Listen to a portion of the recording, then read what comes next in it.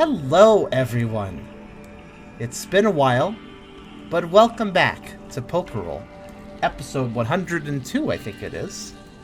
We've had a little bit of a break because of circumstantial stuff. Just life is busy for one person and another. Some stuff happened. We've just been away for a bit. Game is not dead. We are definitely continuing. Unfortunately, we're not able to have Tubby here today because his workplace is quite a bit of a job at this point. Honestly, he's still working on that. I think he's training somebody specifically today. Hopefully, it'll reduce the skeleton crew he has and maybe open up his schedule a bit more. But hopefully, he'll be back for next session. Is basically what I mean. But for today, he's going to be basically running as an NPC. But everyone else is, of course, here. We have, of course, Kyrio. Hello. Karserus. Ahoy. And Hydra. Heyo. And also Beerus is hanging out probably. And gonna do his background stuff. By the way, I don't call out Beerus very often, so I just want to point out a little bit of an unsung hero here. He handles the HUD stuff on the left. He also just, helps manage stats and stuff for us. Very helpful. I just want to point out that I feel like I should have shouted him out sooner, honestly, about that. So, yeah. But before we begin, of course, I would like to say that if you like the video, do think about giving a like. If you haven't subscribed yet, think about doing that as well. But if you really want to help out, of course, think about coming over to Twitch. We're trying to reach a partner over here, but we need more viewers to do it. So if you want to come by, whether it's to lurk or to talk, think about doing so, because it really does help out, makes a world of difference. We'd honestly love to have you. We also have a pretty cool Discord community if you want to check that out. And from that one, you can also find our Pokerole server as well, which is linked in my main one. Also have a coffee link if you want to help directly monetize my content. I have a merch store as well if you want to just buy some cool stuff. Might eventually have Pokerole stuff there. I'm still kind of working that out, but in due time. And yeah, all links are in the description. Of course, that also includes the wiki link, which I'm just going to put on top of everything else, I guess. Our PokemonPioneersFandom.com link if you want to watch episode recaps, learn about the characters and stuff. That is being worked on feverishly by Inio all the time. Thank you again, Inio, as well as others I believe also working at it too. All links are in the description, of course, so check them out at your leisure. Let me get these all closed. There we go. So many buttons. But with that being said, yeah, welcome back, everyone. Hopefully we'll be back to a normal schedule if we can. But let's recap. It's been a while. It has. Oh, actually, before the recap, I almost forgot. Hydra did a thing. Our click rollers are now more customized. They are now us. We have much nicer customized clicky rollers thanks to Hydra. We also have nice status things. I forget if we had those before or not. Yes. Nope, I made those as well. Yeah. Hydra made these guys, so we have cool custom status icons now. It looks so nice. I also remember I also made new bags for our little stat up thing, so we have infinite bags for these now. And we also have infinite bags for the yellow tip stat thing. So instead of having a whole bunch of those just laying around the table, I figured I'd make infinite bags for them. So there we go. Much cleaner that way. We also have... Oh yes, we also have the Doom Roller now, as well as Karserus' own normal DM dice. And also, I won't comment too much on this. You guys could just watch as we play. But all these dice rollers also have custom dice in addition to these custom bags that they're in, or the custom rollers are in. As you can see here. Perfect roll to start with. Why a 1 at the beginning? Every side of the die has a different face. I'll try to zoom in on them when people roll, so you guys can see them. And with that, I'd like to give credit to Beerus who helped, and also credit to all the artists who I used your art for the dice. Oh yes, that is definitely... There's too many to count, but all credits to those artists, honestly. They did a wonderful job. And they are muchly appreciated. Also, I love the Doom Roller because you can read it like the meme sale sign. Doom. It does say Doom. Do-om. Do-om. Do-om. Do-nom. Doom.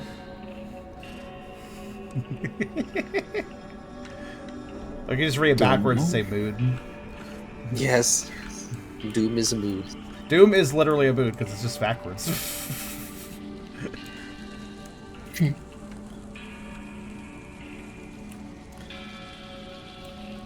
That said, let us begin with the recap.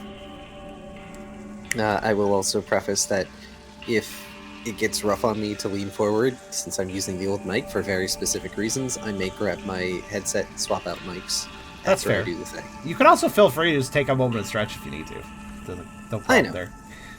Oh, and while you do the recap, I will show off some art, because I think there is indeed art after this much time. So I I'll show believe that. there is a lot of art. So I'll do that.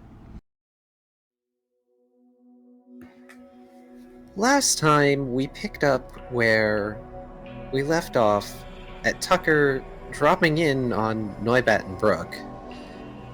And once Noibat finished screaming in terror, Tucker managed to tell the two where he just came from.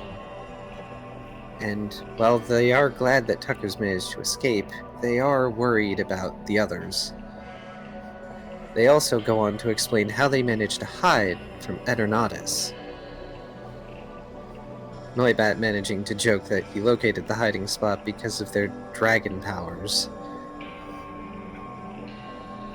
Brooke requests that Tucker try using connection to try and give them an idea of which direction they need to go to locate the prison, and asks Noibat to put his joke to the test and see if he could sense a congregation of energy that could indicate where the prison may be, or perhaps even sense the presence of Eternatus if they get too close.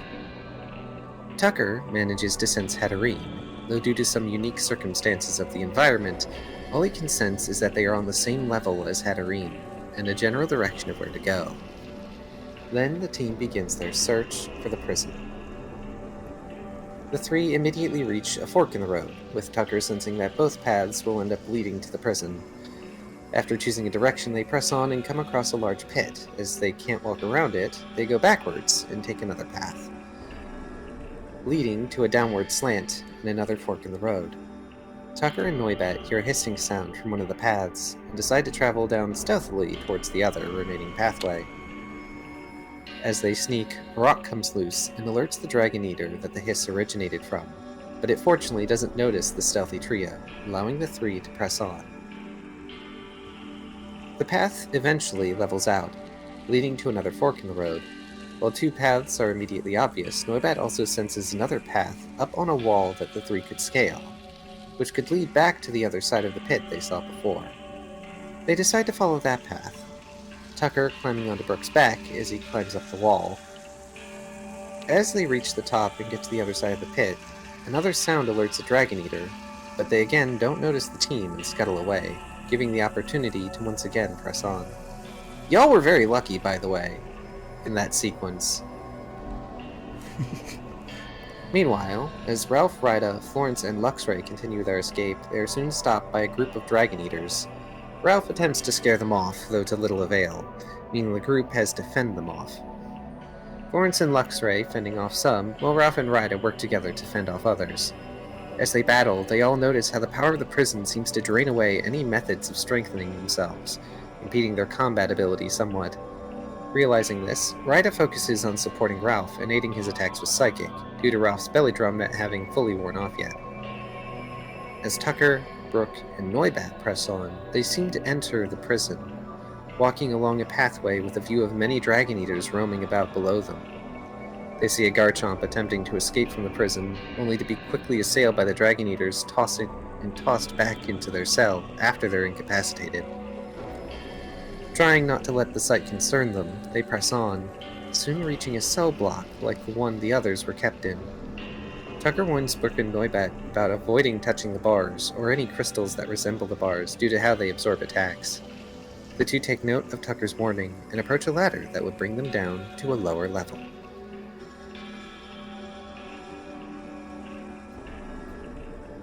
This lower level, as they are able to observe, is a cascading, descending, tiered sort of structure, like carved cubes that seem to make up the cells, all mashed together by a mix of natural formation and unnatural construction.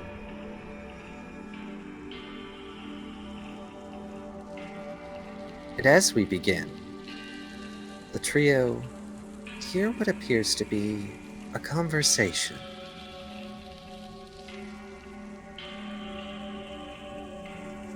I will ask that I not be interrupted for this. I will let you know when I'm done. because I actually need to read this. Okay. I prepared it.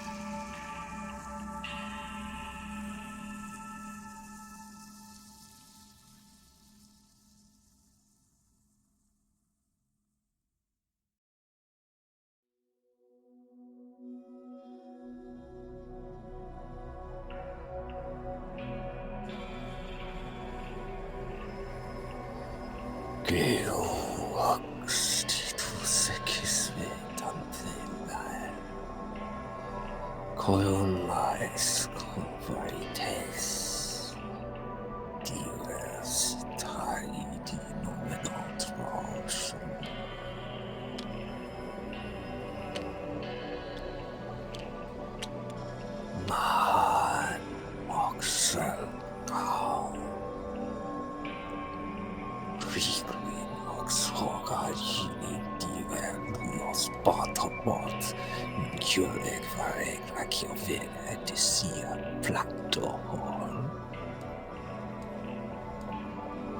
There's a crunching and crackling sound. As you move into view, you see Eternatus near a cell.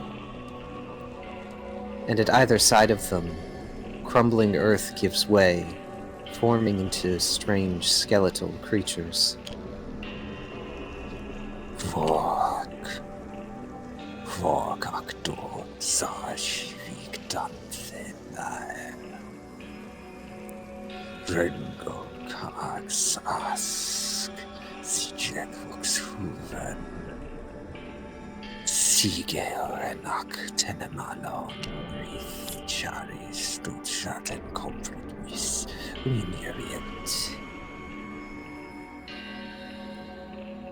Seeming to act with disdain, Eternatus turns away, leaving the skeletal guards by the cell. The cell happens to be several levels below you, and these unnatural sentries do not seem to have noticed you just yet.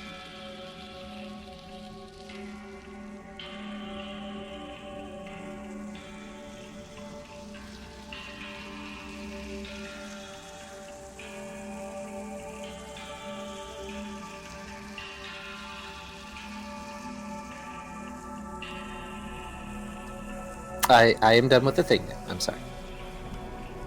It's okay. I do have a request, though. Yeah. Was that part of the recap, or what happened right afterwards? That is what happened right afterward. Ah. Okay, I should have been paying slightly more attention while I was showing the art. It's fine. I was really cool. I didn't quite understand what was going on, though. It's entirely a language that you probably wouldn't know offhand. My bad. I thought that was part of the recap, so I only paid half attention. When did this happen? It was right after. Where was this happening with the main group, or was this happening with Brooke and Tucker? This is happening with Brooke, Tucker, and Neumann. Okay, so we were witnessing that from the upper ledge, if I recall. You're on. Correct. Yeah. You saw Eternatus apparently conversing with a prisoner. And then Where'd he come from? He was just there. Just there. Okay. Yep. Yeah, we came into the room and he was already there with them. Ah, right. Yep. Okay. Y'all rolled a 1 on the Doom die. You got an encounter with Eternatus. He didn't see us, though, I don't think, right? No, Correct. I don't think so. Eternatus has left, but in their stead are 2 skeletal guards that they seem to just conjure out of the fabric of the vein. There are models. Okay. I see. Skeletal. Are they different from the other things that we're seeing? They are. Okay. Before we fully begin, I was hoping I could interrupt for a few pieces of the art because I felt like there was a little bit more to say about them. Go ahead. Okay. Firstly, Kara, I need you specifically to talk about these drawings. Oh yes, I forgot. I sent you those a while ago, and yeah, we didn't show those off last time. No, we did not.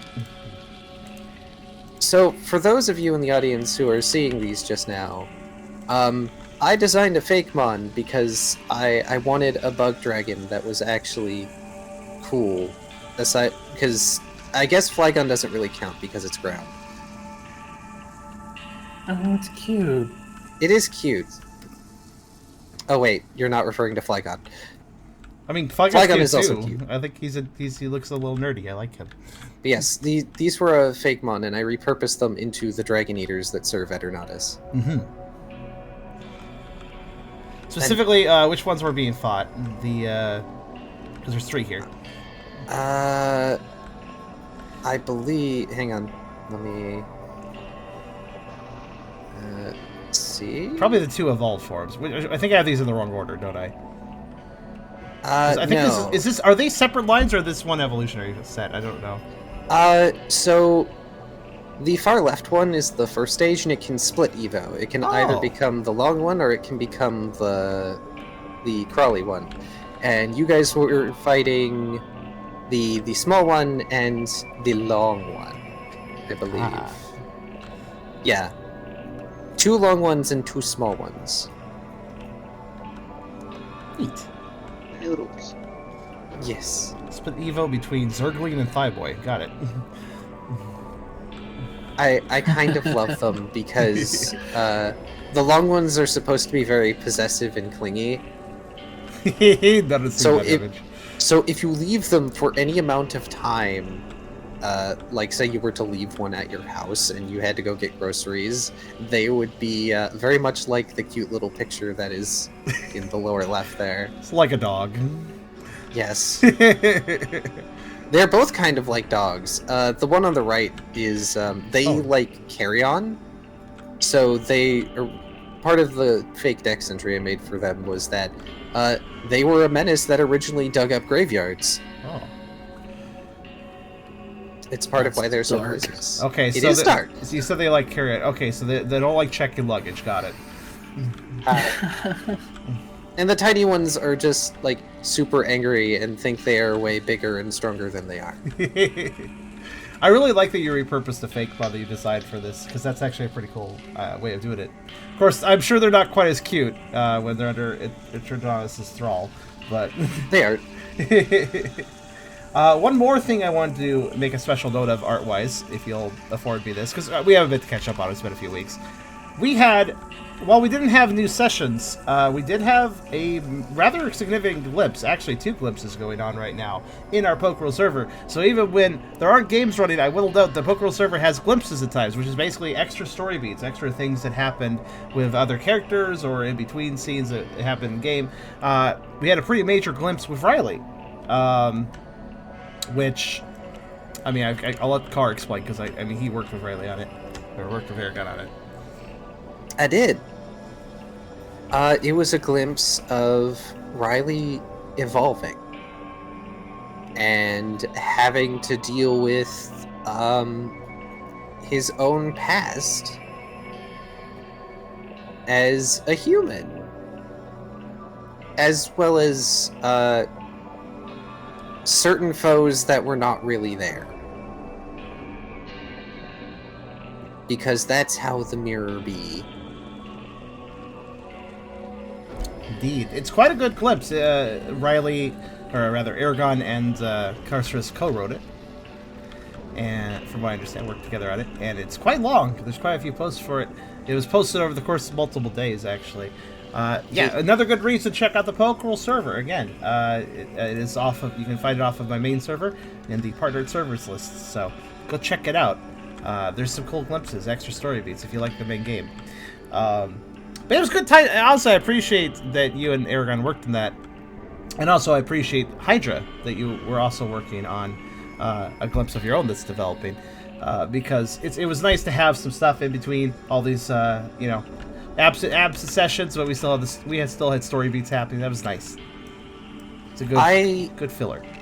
I am super happy that between the Riley glimpse and the glimpse that Hydra wrote, because Hydra completely wrote that one, I didn't write it. I just posted it. Between those two, we managed to fill pretty much every single day, aside from the ones where I kept forgetting to post something right at the start.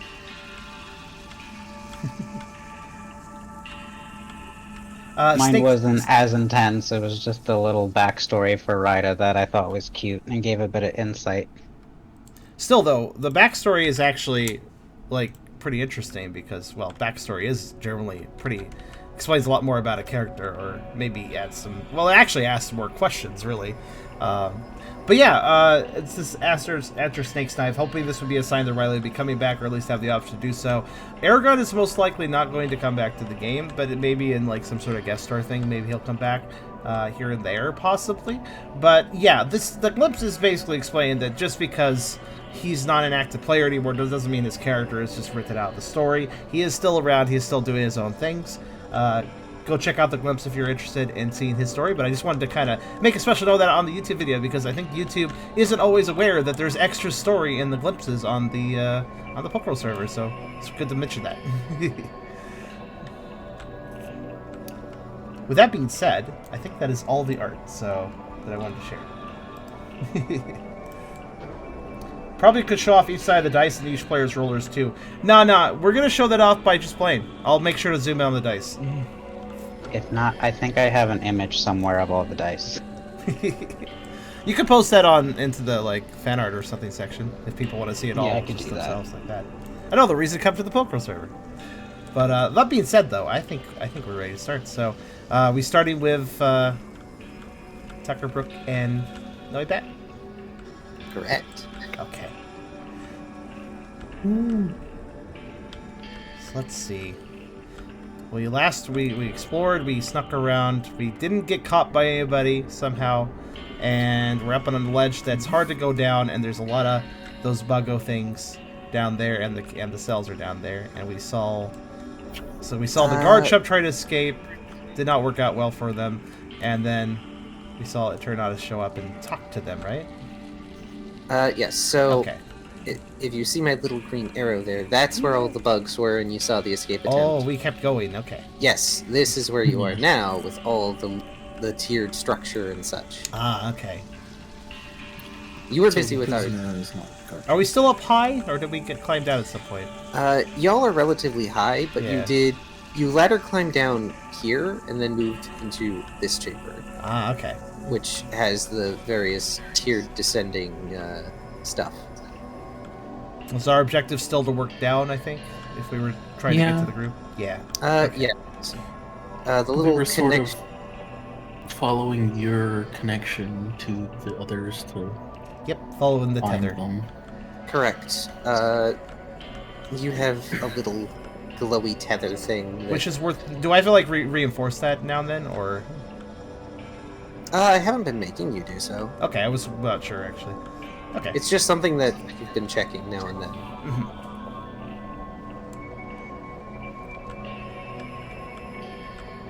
But yes, you got to see Eternatus converse with a prisoner and apparently summon sentries out of rock and bone.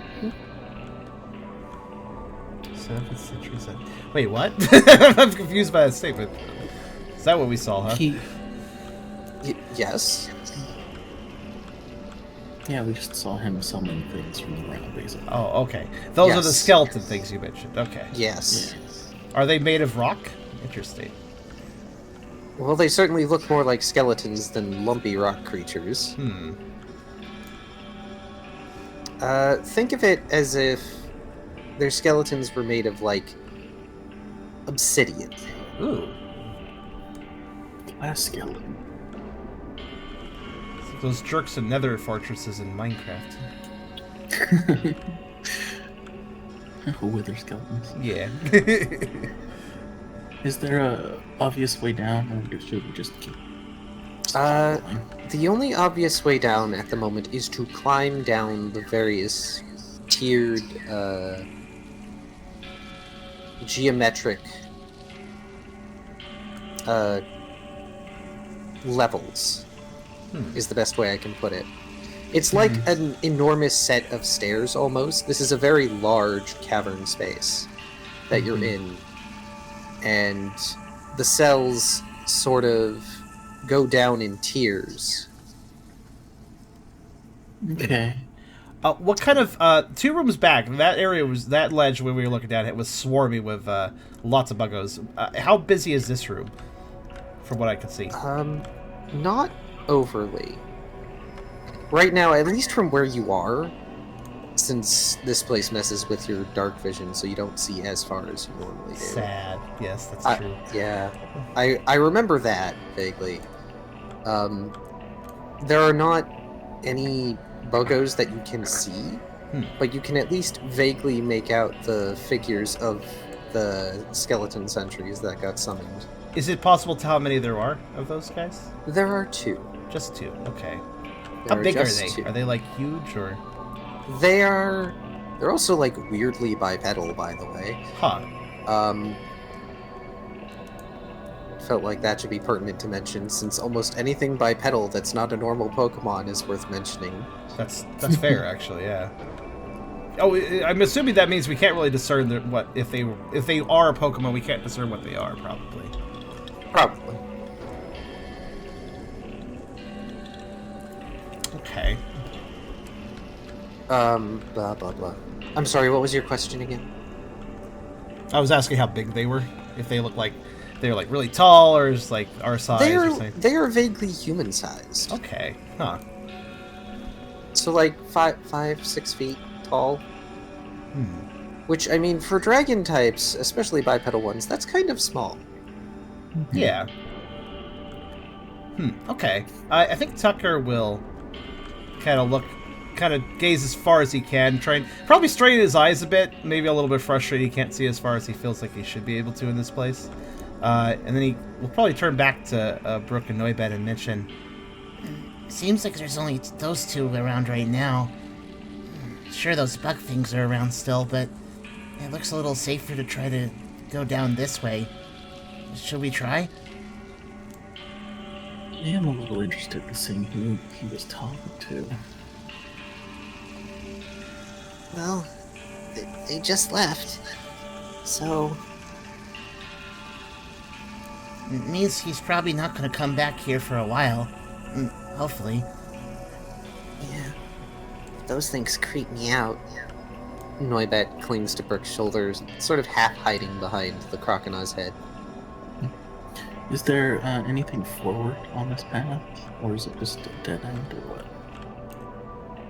what? So unfortunately we have like no tile that can properly do justice to what this is supposed to look like. Fair. You can move forward, but you're going to end up climbing down no matter what you do. Okay. So Brooke's gonna start trying to climb down then. Okay. I will mention that the cell eternatus was at, and where the sentries are, is 3 levels down. Okay. Which way are they facing? If they even have a facing, being skeleton things.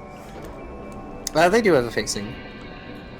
They have skulls that are mildly modeled after eternatus's. Ooh, that's a little creepy. Yep. They are currently facing outward.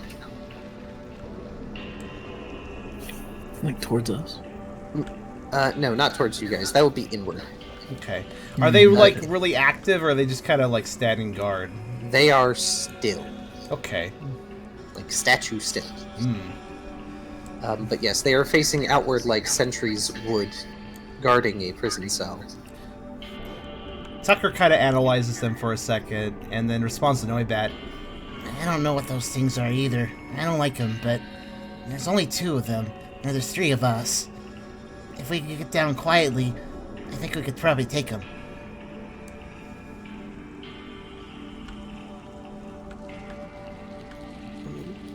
probably. Would be better if we could just avoid them, though. We'll only fight if we have to.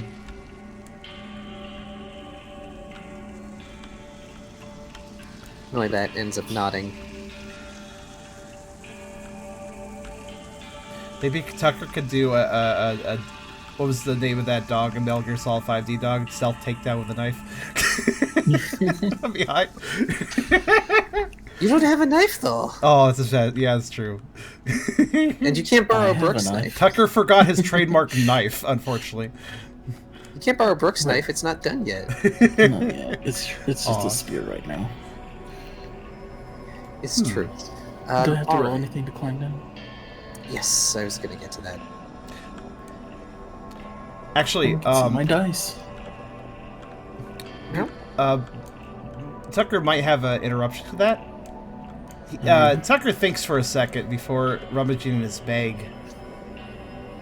Well, if we want to get down quietly, He pulls out a couple of the floaty cakes. still have these. Ooh, I wonder if they work. I don't know. This place is weird, so they may just not work here, but... I mean, it's worth a shot. If we can travel the right direction anyways. He thinks back to where he was floating kind of helplessly last time. I totally forgot you had those. That's a really good solution to the danger of having to climb down. Not only danger, but the noise, too, since there's those things. Alright, well, if you want to consume 2 floaty cakes. Tucker will offer one to Brooke. Obviously, Noibet doesn't really need one. Yeah, Brooke will take one. Okay. I've just reduced my count. Now I have 2 left. Your abilities are now temporarily levitate instead of torrent and quick feet. What is the ground like right now underneath Tucker's feet? Like what kind of is it stone? Like Yeah. okay. Yeah, the entirety of the Dragon's Path, or at least parts of the Dragon's Path you've been in, has been stone caverns. Okay.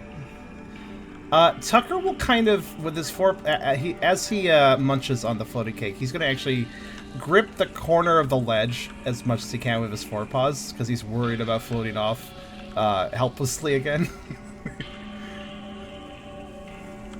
As Brooke and Tucker eat the floaty cakes, you feel the pull of gravity slowly lose its grip on you. You begin to float about half a foot off the ground. Or at least Tucker's hind end manages to float about half a foot off the ground.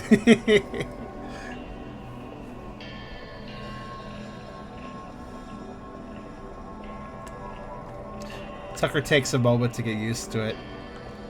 That doesn't seem too high. Alright. Tucker is going to tentatively try to walk forward and kind of try to walk down the wall, much like the library. Using the wall as sort of traction. So Brooke gets to watch as Tucker finds out that this place is not the library, and Tucker suddenly drops a bit slowly. Because you were attempting to climb on the wall, you sort of do this slow, awkward, and ungraceful front flip, and you land, quote-unquote, on top of the tier of cells just below yours. Just below the one you were on. Okay, I guess the main important question here is, did that make any noise? Nope. Good. Tucker looks Brooke's a little flustered, but seems okay about it so far. Brooke's gonna hop off the ledge before eating his cake and then eat it in midair. You just barely stop before you would hit the the tier below you. Tucker looks a bit wide-eyed at the speed you come down. Noibat has their wings over their mouth. They're trying very hard not to squeak, and they glare at Brooke. You have to do it a cool Just way. pets Tucker.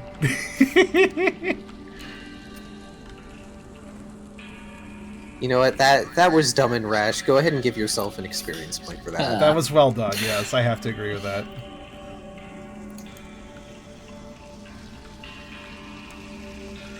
I need to get in the habit of like rewarding those in the middle if it's okay to do so. Yeah, micro points are nice now and then. Can we see into the cells? So when you turn to look into the cells, they are fairly dark. It seems like many of the cells, at least on this upper tier, are relatively empty. But those that aren't empty are various dragon types, including various stages of dragon types, that are just sort of sitting, despondent in their cells. There's even a cell that is only bones left. I Tucker don't think I want to stay in this hotel. Tucker kind of nods to that, and he also has a sad look on his face. He very clearly cares about everybody being locked up, despite not knowing why they were locked up. But he's keeping his mouth pretty quiet, and also trying to avoid getting any of the prisoners' attention in case that makes noise.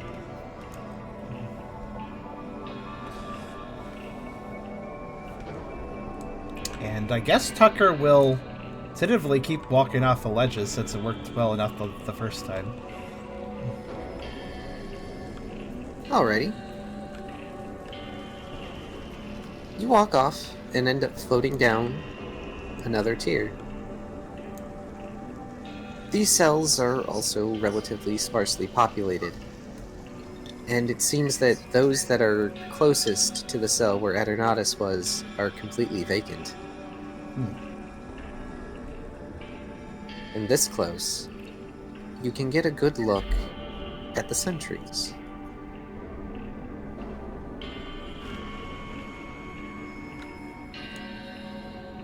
They appear to be made of a combination of bone and obsidian-like stone, molded into the shape of some sort of strangely bipedal dragon skeleton. While they lack wings, they seem to bear the same tendrils that eternatus does along its back, as well as lengthy tails that are oddly still. They do not move. They do not breathe. But based on the dim glow of crimson light that runs through their forms, they are animate.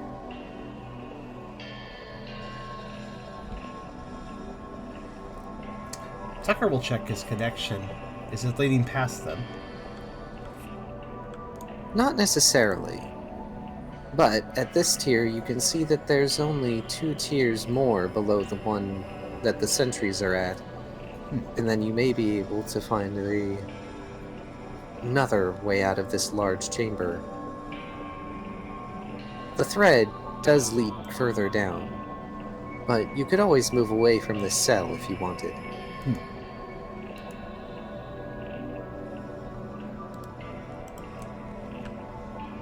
Actually, do you remember where the thread led 2 rooms back? In the big bug room that we were up above? Oh, you could have just gone straight down. Ah, so it did lead. So, yeah. Down and around this area, so it is worth coming this way, definitely.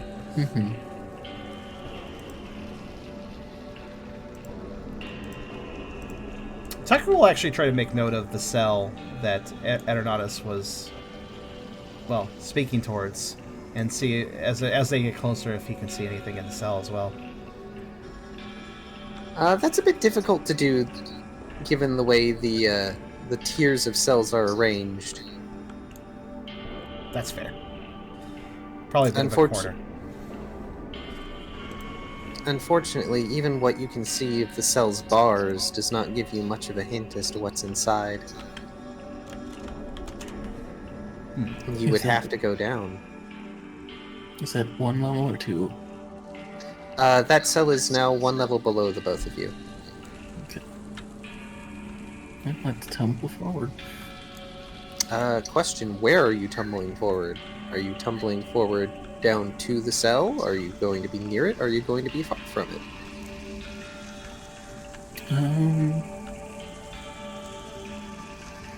How far away are the sentries? The sentries are particularly close to the cell. They are flanking the barred door at the moment. I could say that Tucker's goal is to land behind the sentries as much as possible, so that they could figure out what to do next. Looking down at the cell, you would not be able to land behind them, but you could land between them. Ah. Are they too... I wonder if... are we close enough where whispering would be bad, do you think? If you do so right above the cell, yes. Okay.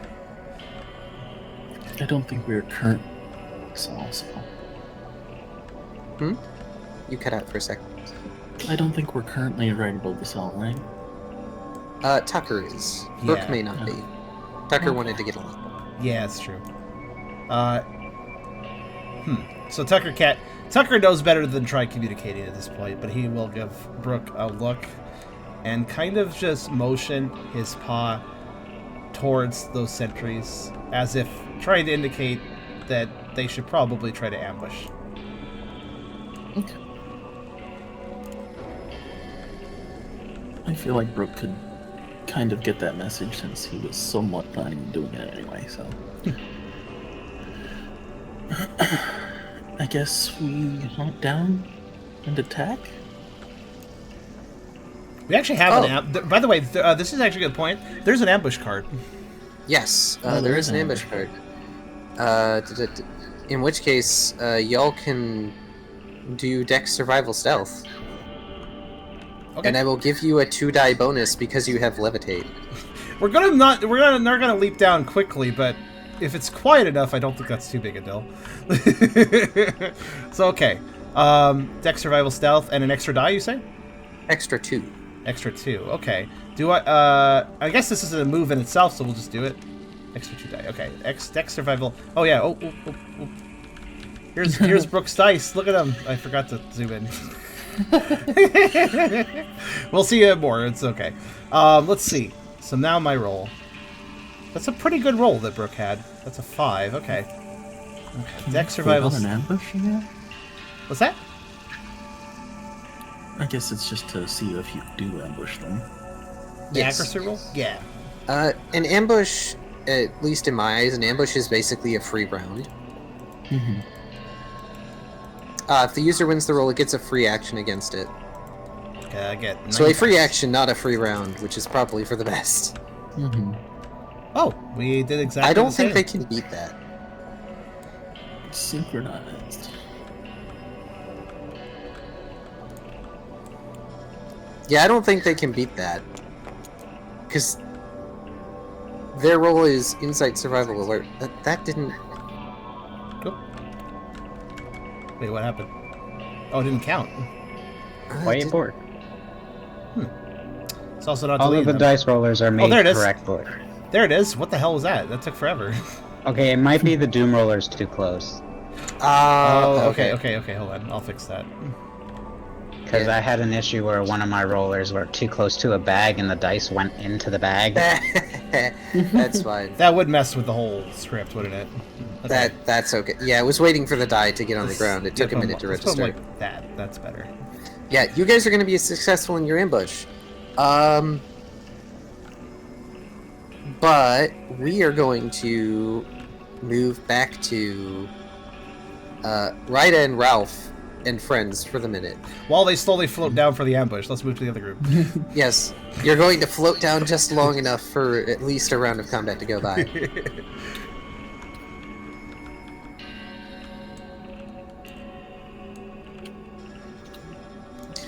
Right. Shoot, these things get to go after you first, don't they? Let's see. Could you remind me of the state of Yeah. what's going on? The little ones seem to be upside down. I think they're done. I think they're The little yeah, ones they're dead. exploded. Oh, exploded. Okay.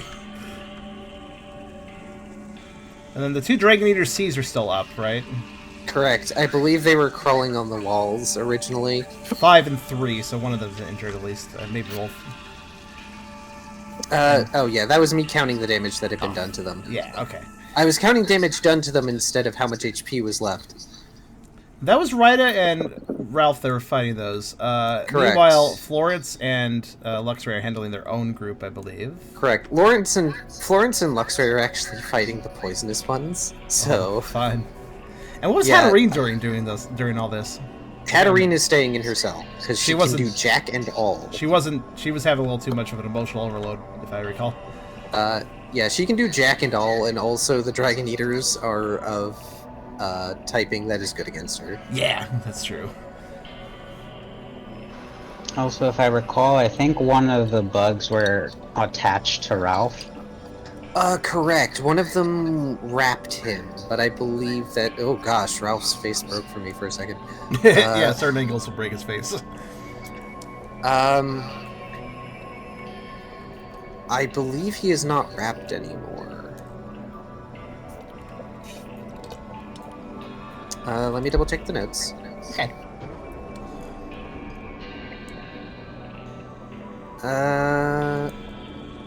Reminds me of that scene in Final Fantasy VIII. If you know it, you know it. Ah, yes, of course.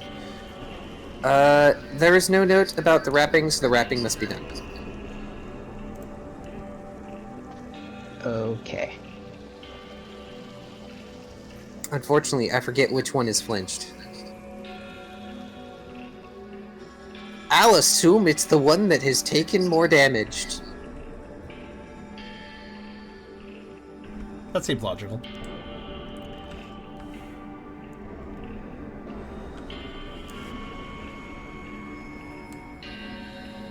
Let's see, where is it? Give me the centipede. It is going to...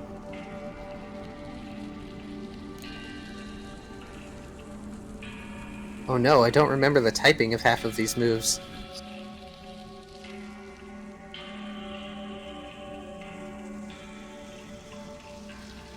It is going to...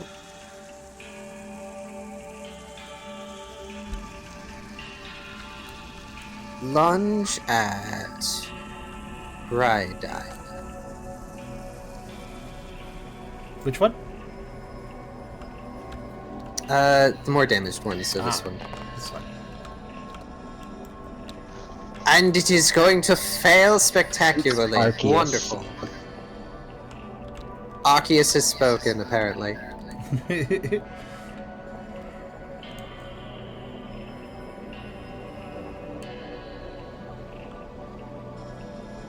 Alright, what's the other one going to do? Ralph has been NPC'd. I just realized I can make it very clear for the audience which one's active by just doing this. It's something for you to do while you're not active in combat. I mean, I may as well. This one is going to attempt to... Oh shoot, that thing had even less accuracy than I thought.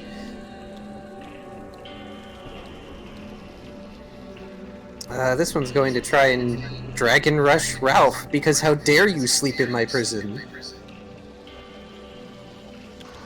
Can I try and get in the way? You may choose to get in the way if you wish. Alright, what would I have to roll for that? Hang on, Tucker has one of these. Cover an ally. I gotta be mindful to really check those dice.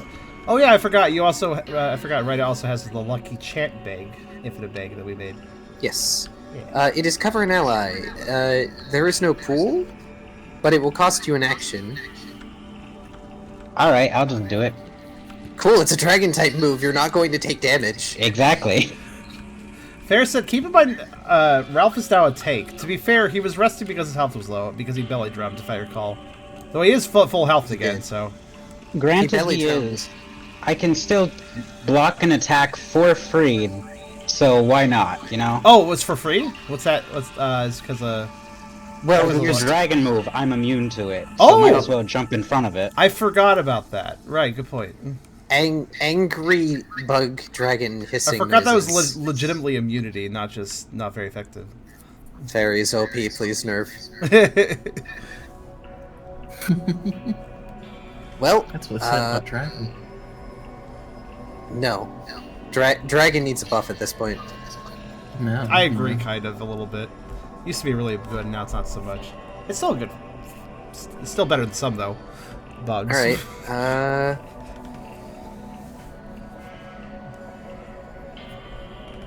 I need to keep Ralph as healthy as possible for right now. While he's sleeping? Yeah, that's a good point. That's rest downside, I suppose. Sitting duck well- in this. in which case, it's going to try and lunge you.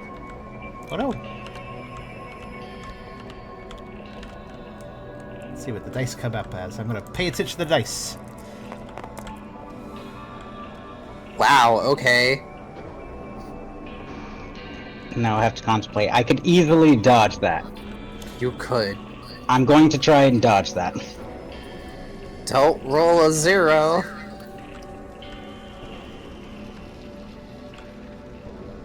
Also, fun fact, audience, the dice, the lower the number, the worse the faces are. Like, oh no faces, basically. Or in the case of right is one die, it's amazing. Forgot about that. Oh gosh, that's right. Yeah, you dodge out of the way, no problem. And that's going to be its turn, and it is now your turn. Alright, so I have -2 penalty now. It is a -4 now. Okay. Let me consult my book. Pulls out the Consults Prima orb. Strategy Guide to Pokerole. Consults I've written orb. out a decent bit on my own. So, what did we say the penalty would be for if I tried to do the thing? An additional -2. Well, that was before I realized that you could just use moves for it. Unfortunately, Ralph is asleep, so he can't body slam. I mean, I could still drop him. You can. I will allow you to do that. And he's big Alright. enough, and now the bugs are close enough that you might be able to catch them both, maybe. But So, it would be doing 2 moves effectively. So it would be teleport at -4 and then psychic at -6. I can do that. I got 10 dice pool for each. Oh boy. Okay, so 6 and then 4.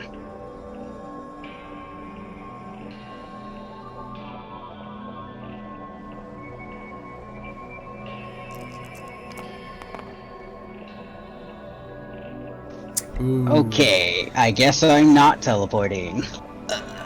You don't even have will for that, and we don't have an awake Ralph because he would be able to lucky hat you. Alright. You try to teleport with Ralph, and it immediately fizzles as Karserus Sanguis just sucks that energy up. Like a child greedily slurping a soda through a straw. Cool. Okay, so let me think of what else I'm doing. I think this is the second time teleport has failed too. If only you had that failure rate when you're trying to catch an average. I think the new dice rollers are just getting broken in. Yeah, that's true. Okay, if that's the case, I'm just going to attack regularly, so psychic -6 penalty. You're really stacking these penalties. We may as well try, right?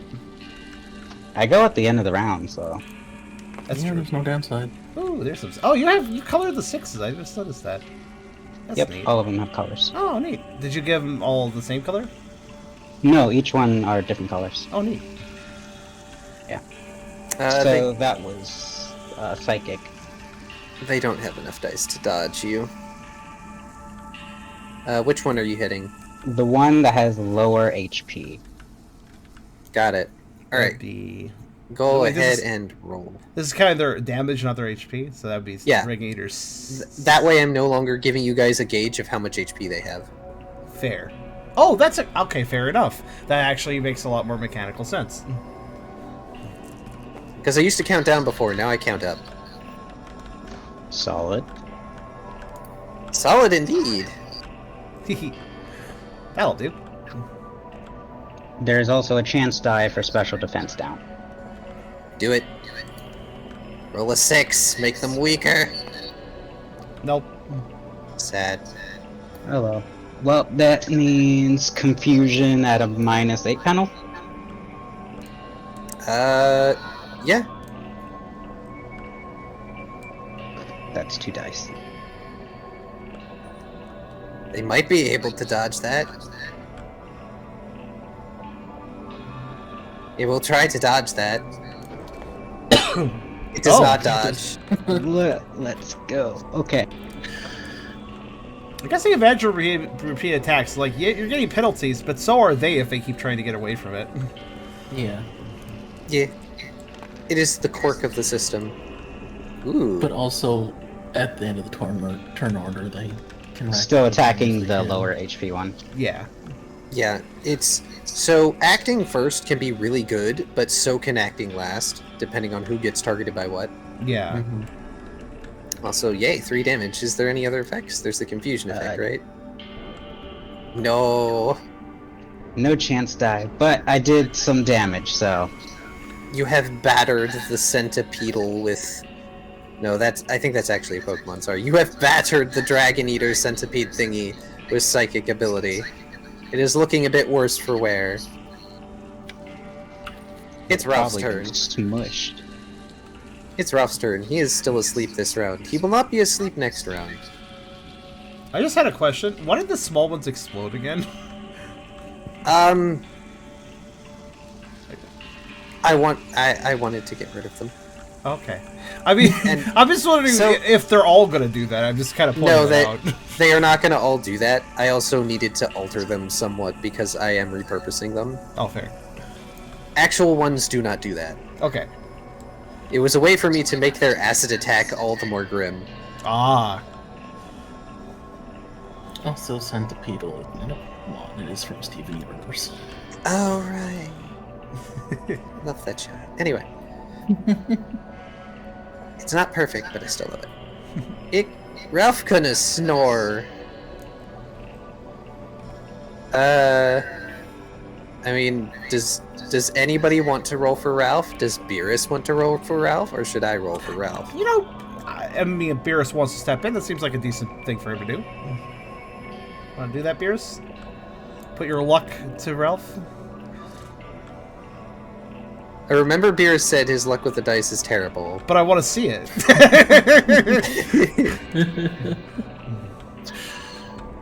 Okay, let's, yeah. Snore is... If I look at the correct thing. Strength fight channel for accuracy. So that's 5, 8, 10. Dang. He has so much accuracy. He has maxed his strength. He's very good at that. Yeah, his strength is pretty dang impressive right now. Oh yeah, he has a lot of fun images. I helped get those images, if I recall. Dang. Alright. There's a lot of sixes there. Well, if I remember anyways. Yeah, it's a good number. That's not bad luck. That's a crit. Yeah, that is a crit. I'd get wrecked enemies. You're right. Of course. Yeah, they don't have the dice to dodge that. Of course they don't. Right, so Snore does special +2, but in this case it'll be special +4, which is 6 dice. 6 dice. Let's wreck him now. Complete that wrecking then. Wreck it. Like Wreck it. Wreck it, Ralph. I didn't even realize that pun until I said it. I mean, there's a little bit of wrecking, I guess. Alright, go ahead and roll 3 dice to see if you flinch it.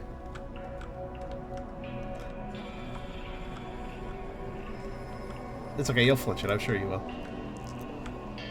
Oh, speaking... no flinch. Speaking of plink damage, by the way, in Hydra's game, they do plink a bit differently, where it is a damage die rather than a guaranteed damage. Mm-hmm.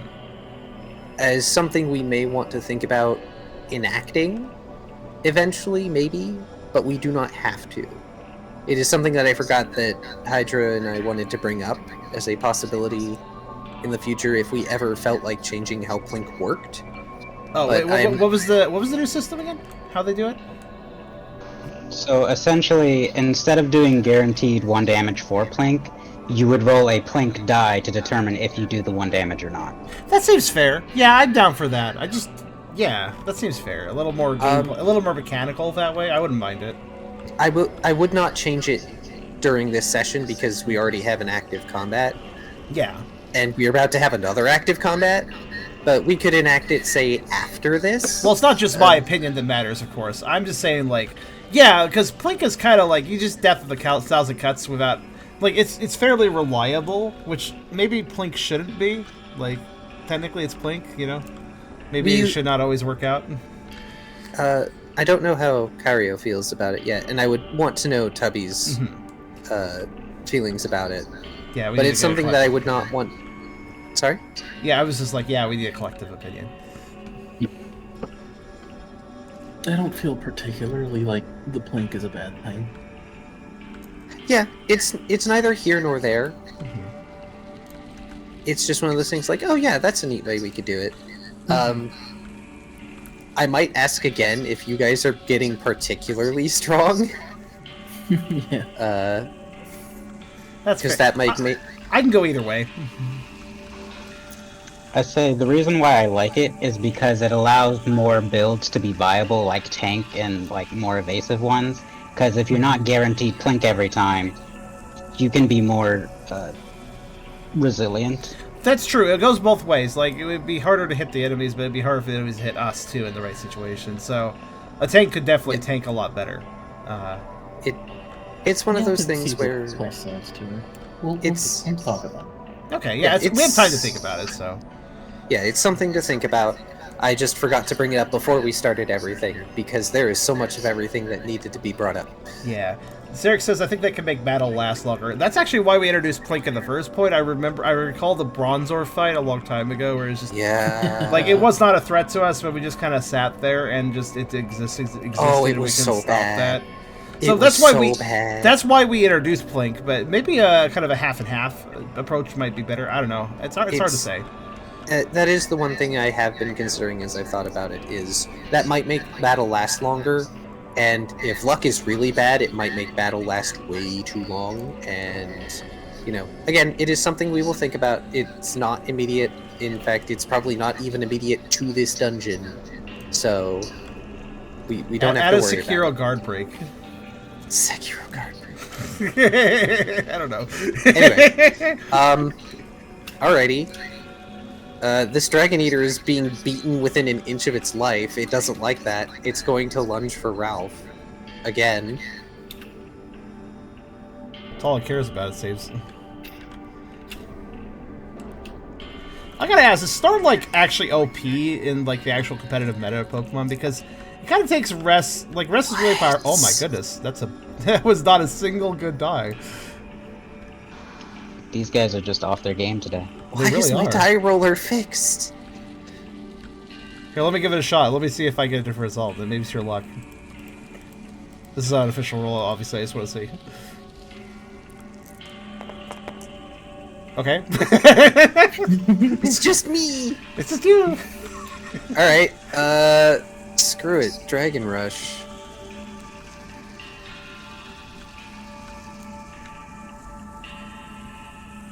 Hang on, I need to... Oh, shoot.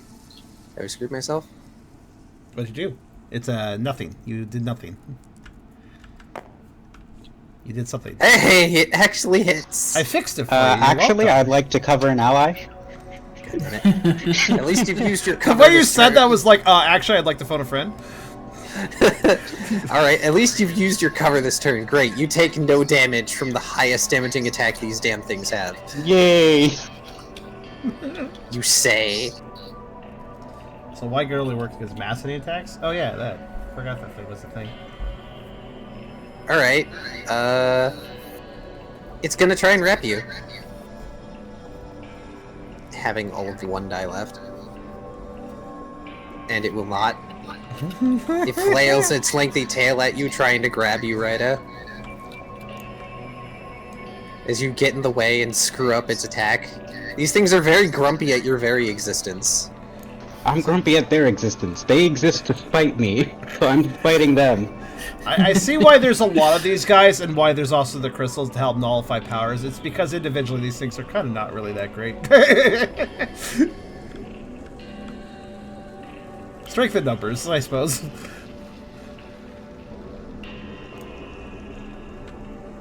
Oh, right. They're gathering power. I almost forgot about some of the quirks of this area. Oh yeah! Right, they get like infinite will points. Yes, they do. Ah. One at a time, but it is infinite.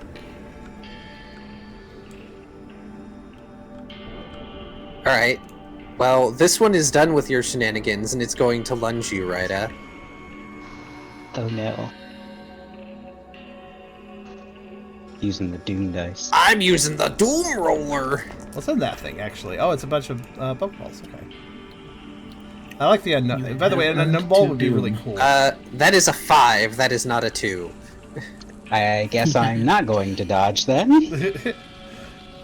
Yay! Doom actually has its own name. I just noticed in the chat. Doom. Yes, it's great. Perfect. Not that it can use any more will at that point, but... Please don't kill me in one shot again. Uh-oh. Oh no. Shoot, that's physical.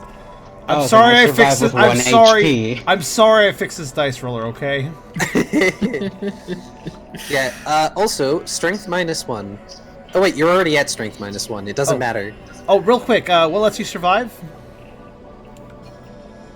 I survived with 1 HP. Oh, because of your defenses? Yes. Yeah. How did that, Lunge is a wait. physical move. Oh, but you have 2 defense. Oh, I read that wrong. Oh, nope, I'm dead. I was like, how does this add up? Is it Lucky Chat doing this? Or, like, I wasn't sure. No, I read the wrong thing. I want to make Oh, sure no. he dies. It's like, I don't know why I do, but... Gotta be fair. Alright, Ryda.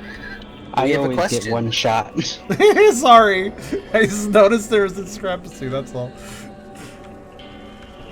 I have a question. Do you want to get up immediately? God, we're gonna start unhinged Ryder already. Oh, your Let's will do 1, it. though. Your will 1, so that's gonna bring you down to 0. Uh-oh. No. No. Primal, Charem. Primal. What? So, I said 0. no. What? Logic and Oh. Primal. What about him? No. Ryda's gone down. If Ryda wants to get up immediately, that's going to invoke Primal. Oh. Oh, I'm dumb. Right. Will's Yeah, different. we haven't used that Wait, in a long time. Wait, can't you use will to get up, too? I don't think so. Oh, okay. Maybe I'm mistaken. I might have allowed... See, it wouldn't matter if Ryda used a will to avoid a knockout like that. They would have gone unconscious because 0 will. Yeah. But under the circumstance. Okay. Also, when did the first primal point happen? I don't remember that. The first time they met. Ryder got First- one yeah. shot by the dragon. Yep. Yeah, this Oh, is by the the- second time Oh, Ryda has right! been one shot by I forgot about not that. one shot, but yeah, these things are mean. Oh, Ryder's that's a not good. little squishy. You know, I was just making fun of these things, and then they knock you down to 0. I'm very squishy. I'm a True. support. Should have stood on top of Ralph and just used him That's as, why like, a I'm fucking constantly thing. dodging and stuff. Look, at least you weren't fighting the poison ones. Just use Ralph Honestly, as if it cover. was the poison one, I could have poisoned them back. Alright. Can a sleeping Pokemon use cover an ally if they're, like, really big, so they're just naturally cover? Unfortunately, Ryda is not behind Ralph. Ryda has been trying to defend Ralph. Yeah. So Ryda, the good news is you're back up. The extra good news for you is it's also your turn. Wait, is 2 I know 1 primal point does nothing. Does 2, though? Can't remember. So, The way Primal works, the first Primal point doesn't take anything away, but when you get knocked into Primal a second time, it will take as many points as you have Primal, which at that point will be 1. So that's why I dragged a point from Logic into Primal, because you lose Logic every time. Oh. So the first primal point just gets added on. The second primal point takes from your other stats, Yes, the right? third one takes 2 Logic away, and the fourth one takes 3 Logic away, and so on and I so see. forth. So it always takes logic, too. Instinct isn't touched. Yes. Okay. Primal escalates in a very nasty manner. Yeah. Ryda, you feel something broken in your head. More so than usual. Does your orb crack? You feel something very familiar about this situation. You don't like it. So after Ryda just got struck very hard and nearly passed out, they sort of regain themselves, and they look up at the bugs with that eerie smile. Uh-oh. You are getting in my way. Not for long. You all traded an unhinged Kyrio for an unhinged Nkyorlic. Good luck. Well, I suppose I'm gonna try to do the teleport thing again. This time it's only a -2 penalty. No, it's not. It's not. You just got up. That counts? Okay, No, so... no, you just got up. What penalty? Oh, okay. You're feeling a little refreshed right now. Refresh, that's a word for it, I suppose.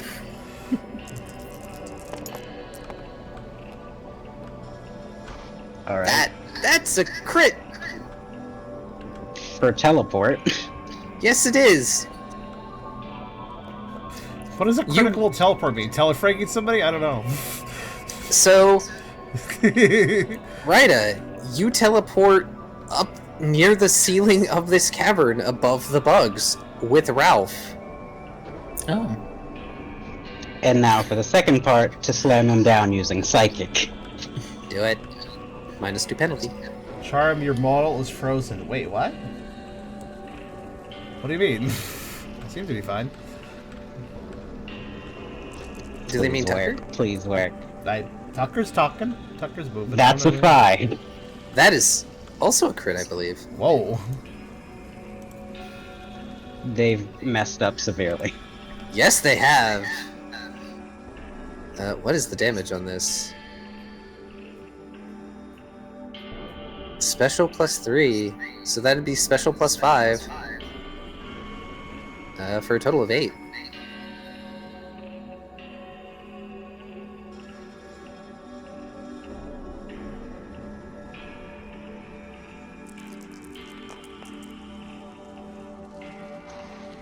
Bye. 5, you say? How much does Ralph weigh? A lot. Lot. Varus, roll 8 dice.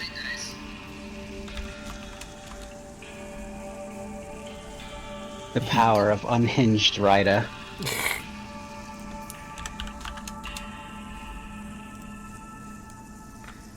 Yeah, I am impressed by these rolls. They seem very appropriate for the situation. Or conservation of matter. I was distracted by pigs. What do? Just roll 8 dice, Varus. Ralph is careening towards the bugs at high telekinetic speeds. From the ceiling. Also, Ryda is alive again, but has gained an unfortunate primal. Oh, sad. And lost logic. Lucky hat. So, let you know for that. No, Ralph is still asleep until the round ends. I know. Otherwise, he could body slam with this. Which would be even better. Unfortunately, that's a total of 7.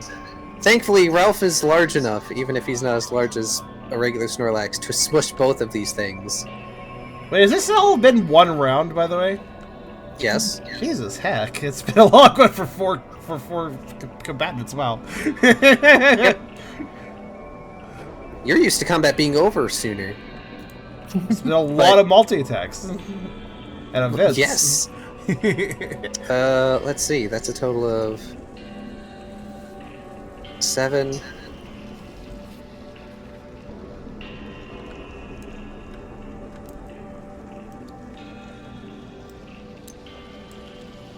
One of them gets flattened beneath Ralph. The other one screeches and scrabbles just out of the way, only getting mildly crushed. Ryda, you are currently starting to fall. Alright. You may make a dexterity survival athletic if you have any dice left.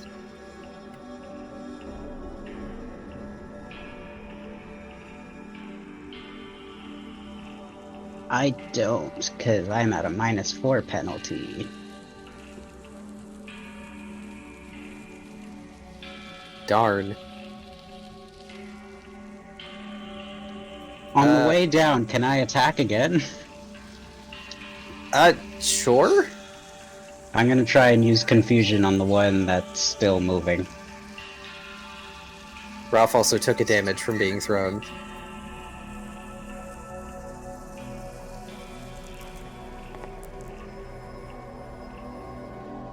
God, right up. Oh wow, Uh, this consistency is like ridiculous. I don't think it has the dice to dodge you, unfortunately. They're not dodgy boys. Is 5 a crit, right? Yes. I believe so, yes. Yeah, So that's extra 2 dice, or? Yes. Okay. Unfortunately, I don't believe Psychic is good against Bugdirk.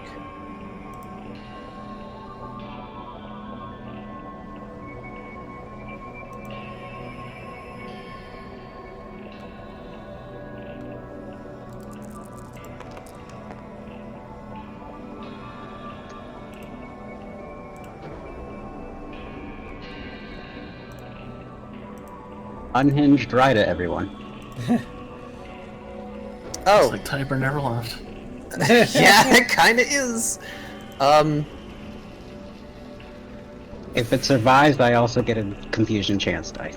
Wow, that is another 6. Wow. Let's see. It does, if only because the special defense down from Psychic was not enough. Oh, it would have been crazy if it got the chance to. Okay, well, I'm falling. You're currently falling. Wait, how far? From the roof. How tall is this room? I don't actually remember. I don't either. Like, is this a safe landing? Is what I'm basically saying. Well, you are above Ralph. That's a safe landing. Hello. Meow? What was that, Kyrio? Aim for the pillow. Aim for the pillow. Oh, I intended to. I need to flip a coin. Ooh. Alright, let's do that. Pika pika. Okay. It's staying. It sees right there. It sees Ralph there. It's going to attack Ralph.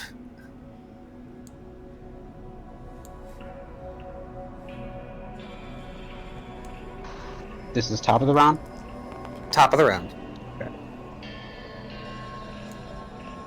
Oh, right. Ralph is awake. He is. Yes.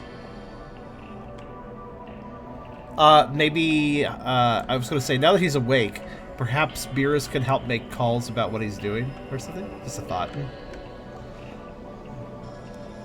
NPC Ralph is going to dodge, because this looks like an attack that would hurt. Okay. Also, Ralph maybe wakes up. unintentionally dodging by sitting up. Why is this logic? I'm gonna fix this logic. Ralph wakes up in pain and Rida on top of them, and an attack coming straight for them. Let's see, I think I see what I heard. Just fixing the dots. sorry, Don't mind me. I'm rolling the Ralph dodge at the moment. Okay. Ralph dodges. Ralph just sits up, and this thing misses for the umpteenth time with Dragon Rush. Sad noises. Dragon Rush. It's going to try and lunge back at Ralph. It springs up on its tail and does a backflip.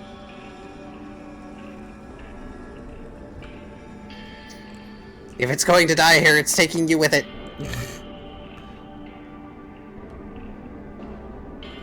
Okay, now Beerus can decide if Ralph is going to dodge again.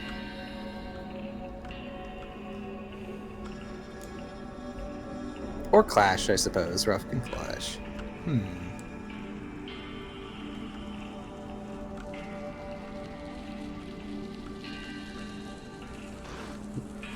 Oh, these are the long boys, asked Fair. Are these the long boys? They are the long boys. The long boys. Too much pressure. That's okay, Beerus. If you want me to NPC Ralph fully, that's okay. That's I know fair. you have a lot to do. That's why I casually suggested it, just for fun. But if you don't want to do it, that's fine.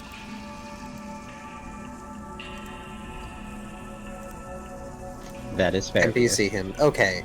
Thank you for helping anyway, Beerus. You are a gem. Alright. Well, we will use a physical move, so that'll be... Strength fight.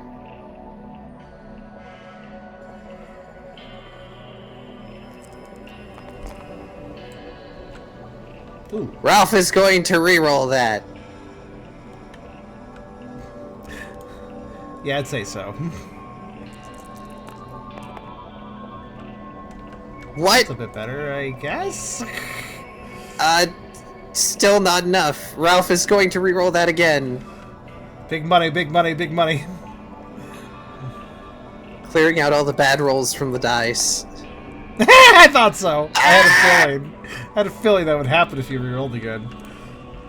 I'm sorry, Ralph, I tried, and I even used up your Tanked lucky it. hat. I'm sorry. It's like settle for 2. Settle for curse.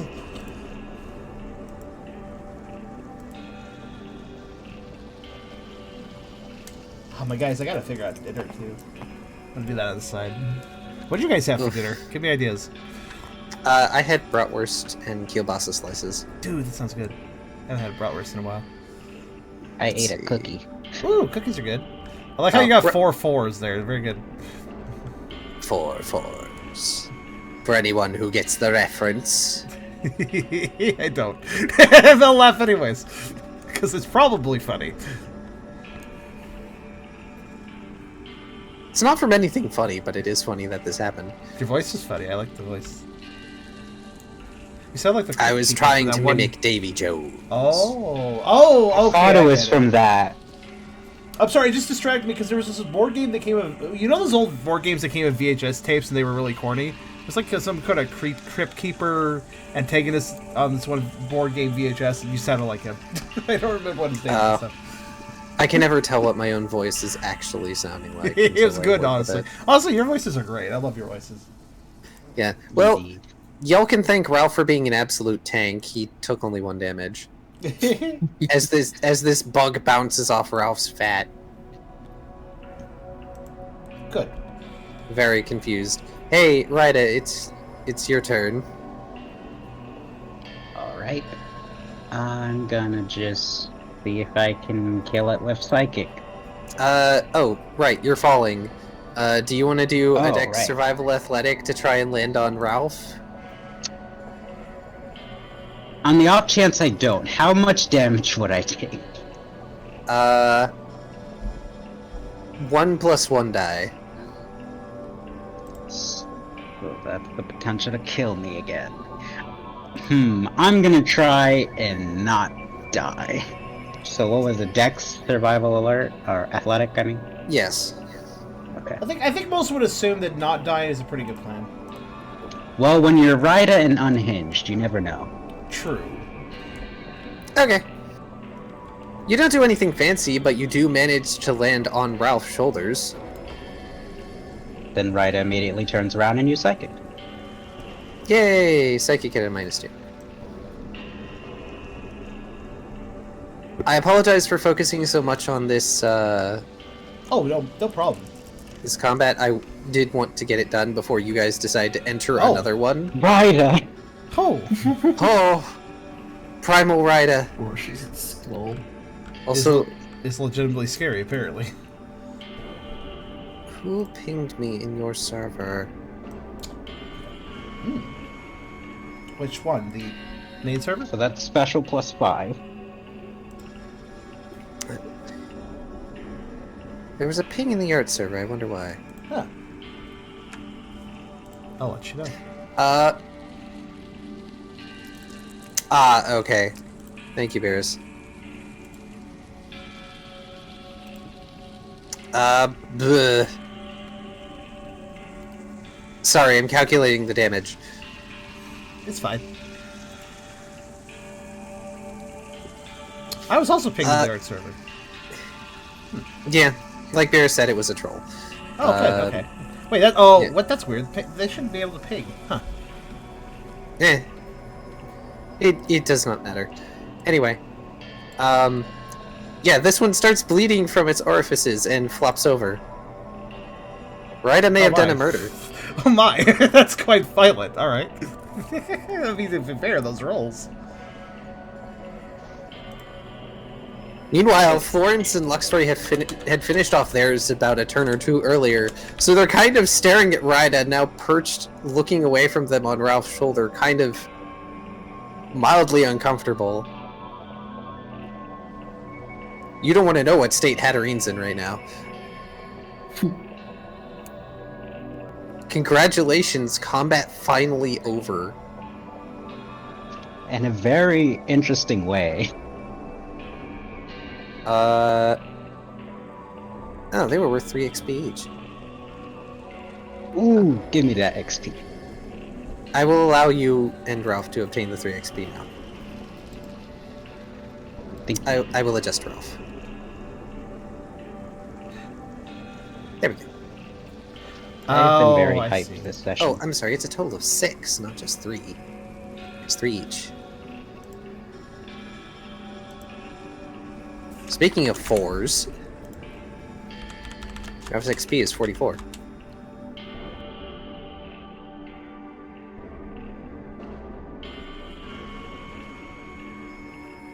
Right then.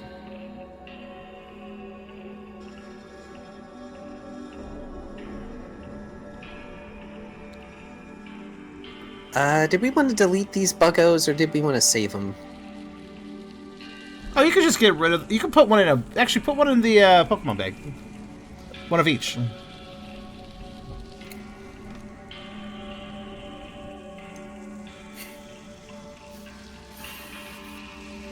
Alright, I'm promoted.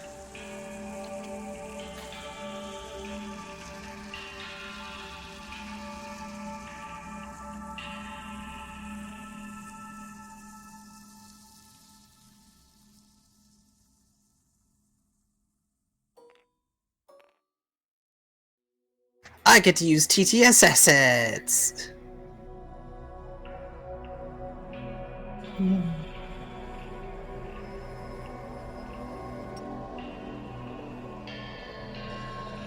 There we go. We'll have your battle over there.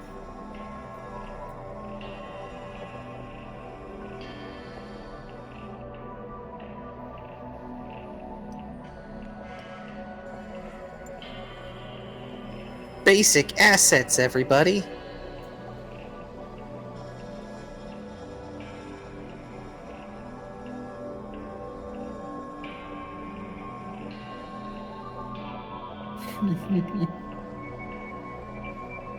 Okay, so long as people are still there and I'm not talking to the void. No. I was just There you go. seeing what those things were about and getting a little clarification. I'm good now. No worries. I Right was just then. making sure that we didn't have something wrong with our server, because basically people can't add everyone, so I thought he was. No, he was just individually pinging some people. Kind Oh. of wasted his time, honestly, but alright. Probably people that were on the higher up list. Anyway. He thought you were still staff, probably. That's why he pinged you. Remember how you were Oh. staff for a time, so... I was. Yeah. Is fine. No biggie. Right then.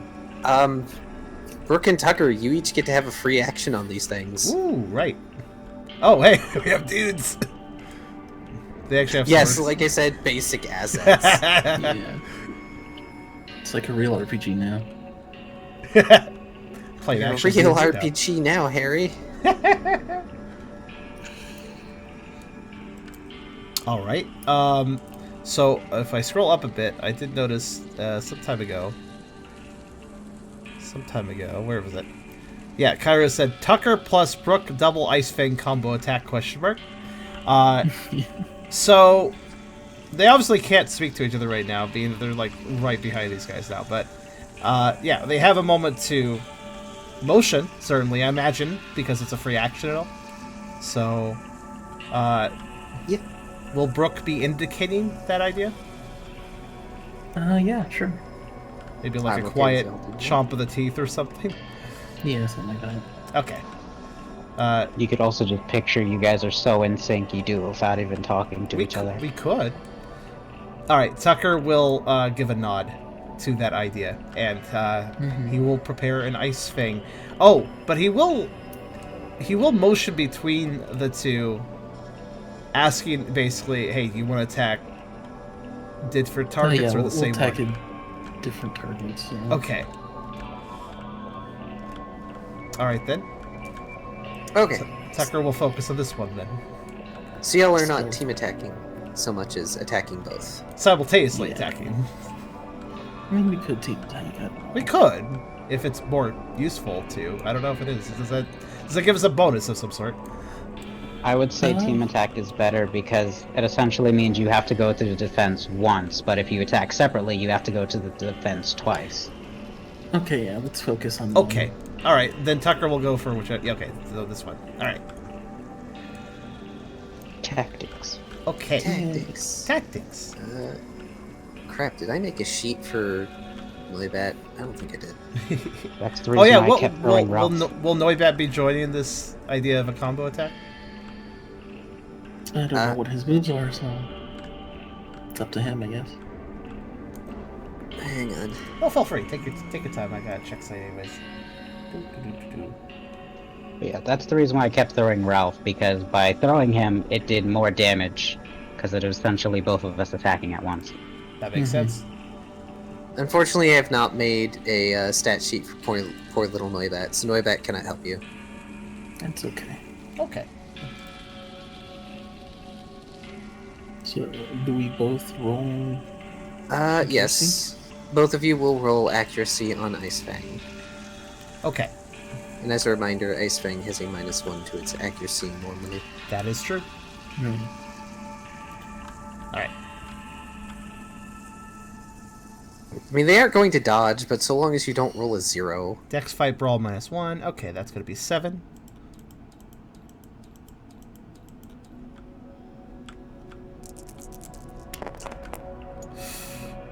I mean, it's not a 0. And that is much better than not a 0. No crits, but it's better than nothing. Oh yeah, that's right. That I didn't look at Brooke's dice till now, so Brooke's dice are evolutionarily based from 1 to 6, which is cool. Oh, right. You know, the 6 forms of Totodile, you know? I need to get rid of debuffs on people. We'll really weird how they gave that Canon starter for so many alligators evolutionary gonna be. What's that? Said we'll see how canon the for alligator's gonna be. That's true. That is a what-if form. It's true. I'm personally hoping you go for it. Now, how do we do our damage separately too, or do we? Both of you will roll your damage separately, but I will add the result together, and that will go up against the appropriate defense. Okay. Okay. In this case, physical. Is this strong attack? Are they weak to ice or no? Oh, I didn't think of asking that before I rolled. Oop. Hang on, let me check their typing. I know they're... yeah, they're just flat out dragon. Okay. So, Okay. That's super effective then, right? Yeah. Correct, So that's +1. So is that +1 dice? Damage. Yeah, Damage it's dice? +1 raw damage. Raw damage. Okay, so at least Also- I got 2 then. Wasn't there a thing about dark types getting a bonus in here? No? I swear there was something I read. That might be a 2.0. No, I mean in this location gives a buff to dark types. Oh, that's specifically for stealth. I forgot about that. Tucker would have had 2 more stealth for the roll, but it didn't matter. I see. Okay, so that's 2, 4. 2 and 4, and let's also individually roll our flinch and frozen. Yeah, actually, you both should be rolling your Okay. flinch and your frozen. All right, I'll roll flinch first, then frozen. So Yeah, same. flinch. Nope. Frozen. Yes. 1 flinch. And you got flinch. Alright, so one of us got flinch, Yes. one of us got frozen. And we did a So, total yeah. of 6 damage? Yeah. Total of 6. Not much damage, but I'll You take managed the to procs. pierce its defenses. Yeah. I'm sad you guys didn't manage more damage, but the dice have been fickle. They But- have. Except for unhinged Vida. Except for Unhinged Rida. So, Frozen is good, at least. how would you prefer the Frozen to take effect? Because you guys have better ideas for your freeze taking effect than I do. Well, I guess it's technically Tucker's freeze. Mm-hmm. So, since Tucker is probably biting lower than Brooke, I'm gonna guess that Tucker's gonna freeze him to the ground, the legs. Alrighty. Tucker bites the leg. You have a very brief moment where dog instincts kick in. It's like, oh, you want to chew the bone, but you shouldn't. Also, it doesn't taste like a regular bone, so it's fine. But you do manage to freeze it enough that it is stuck in place. The ice sort of creeps up like a webwork through its bones, which makes it much more effective at keeping it from doing anything at the moment. Does the flinch mean it misses a chance to break free as well? It can be that, or it can be the flinch applies to its next action when it's free. Okay. Whichever you prefer. I think it's effectively the same. Okay. And the other one now gets to turn towards you. Yay, initiative! Roll a die and add your initiative. That's 12. Okay, let's see. And my initiative is what again? It is +8, so that is 11.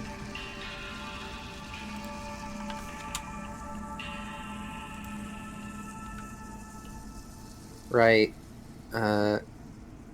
Crap, I forget. What's the thing for evasion again? It's Dex Vital. It's Wait, Or Dex. is it over here on the cheat sheet stuff Dex I put over here? Survival Athletic? Oh, I don't think that's one of the sheets I have over here. Maybe it is. Dex Oh. Fight Evasion. That's that weird. makes You would sense. think it'd be like Dex Survival Alert. But whatever.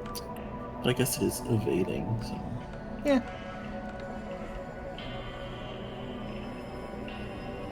Let's see. We're going to consider the Frozen one Initiative 0. This is fair.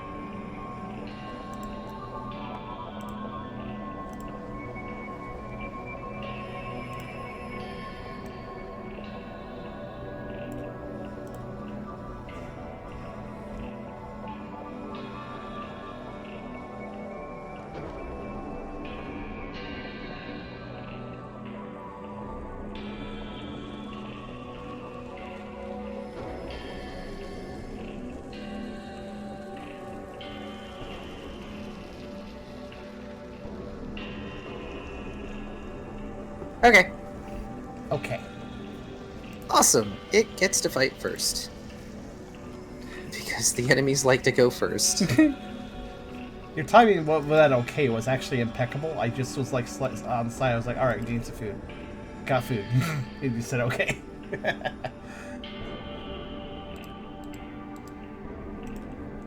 Alrighty, then. I decided what chicken. That's what I elected to do.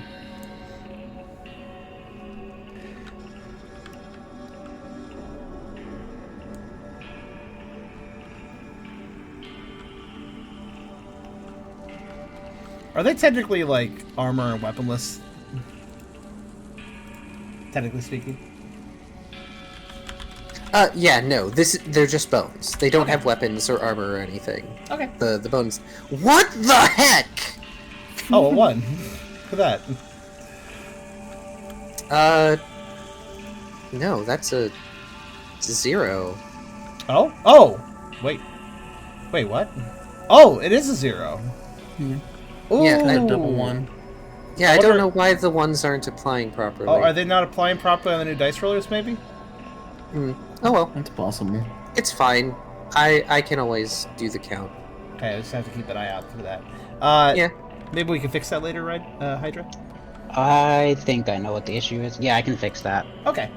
Yeah, Because it's I know not a the big old deal. ones worked with it, so we can probably just pull over some code if needed.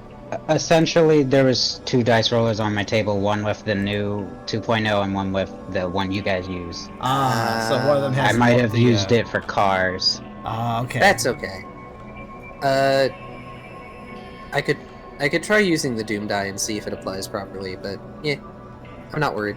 I can check it later with Hydra, and we can Alright. change it out. So this one stiffly and slowly turns its head over to you all and exhales this sickly purple-red fire that creeps along the ground, and yeah, it doesn't get very far. It's more like it's drooling the fire at the moment. Huh. So it's like kind of more like. It's still magma? 1 accuracy, so you're going to have to do something about that, I guess. Is this the frozen ones doing it?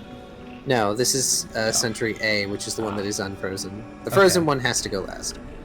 So it's kind of just. Is it more like magma or fire? It's fire. It's using Dragon Breath. Okay, fair enough. All right, who's it aiming for?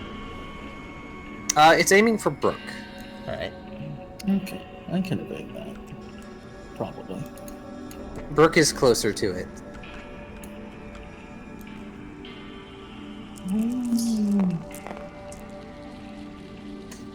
Okay. Dicey, but Just you know, barely. it works. Oh yeah, see, it's not working. Okay, so it's not just me. Yeah, the I Brooks might be roller my is fault also then. not. Yeah, so it must just. They probably are all just using the old one. We just need to swap them. It's fine. Yeah, it's it fine. probably is a code swap. It's fine. Well, you still dodge. It's not very hard. Is it moving? Alright. It sounded like it was doing that attack kind of slowly. Was it moving kind of slowly, or was it actually kind of fast about that? Yep. Kind of sluggish. Yeah. Alright, well, let's see if it can do this. What's it gonna do?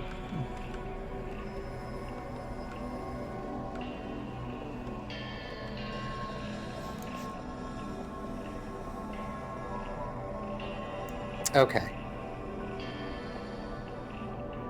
Sorry, I That's had to check the ridiculous. typing on the move.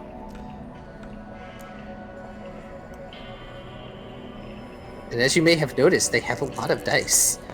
Actually, looking back, when Tucker did 2 damage, she actually did Ooh. 0. Because I wasn't paying Well- attention to the ones at the time. Whoops. Neither was I, so... Oh well.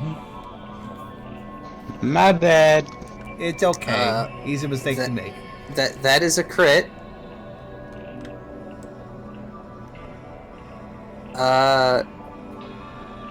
That is also aimed at Brooke, because again, Brooke is the closer one. Is this again from the Bone Sentry A? Yes, this what's is it the doing? same sentry.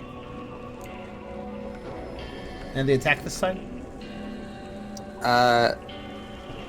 Yeah, double ones don't reduce damage rolls, just everything else. I think that's Oh, why. right. That's right.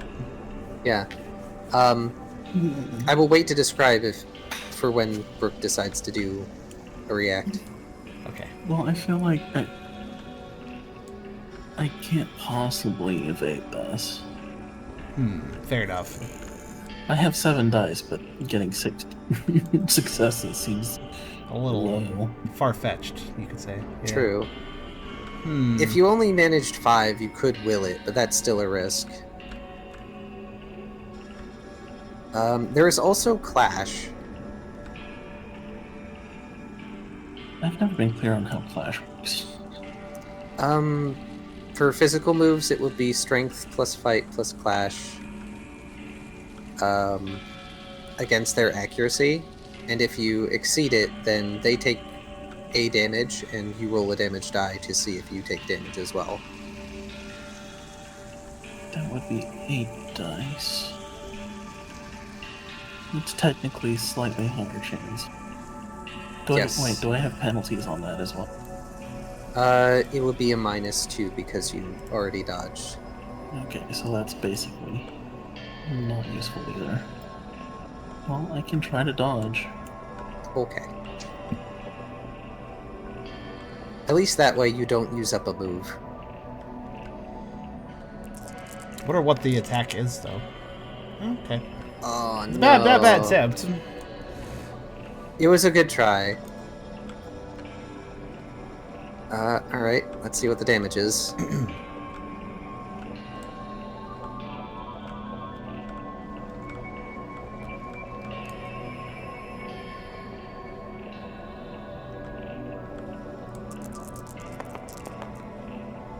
Ow. Alright. And this is a physical ghost type move. Oh, physical As- though. That's not too bad. Yes. I know it's a physical move because of the way it functions.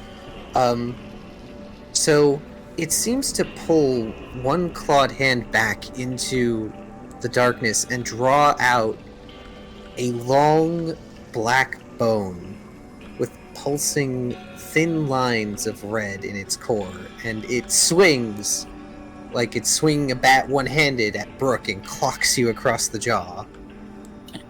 Ow. Shadowbone. This one damage. Yep. These guys know some mean moves.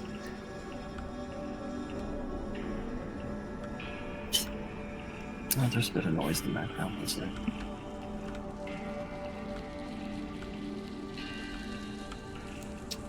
I realize that we don't know their type and we don't have any way of knowing, but I do notice that ice. Wait, that was super effective, right? Correct. Yeah, They just okay. have really good defense. Yeah. Well, I say really good, but it's roughly equal to you guys.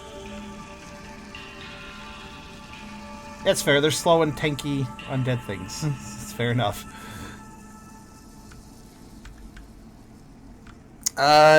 And now it's going to try and use a dark move on Brooke as it advances in a very sort of creepily fluid movement.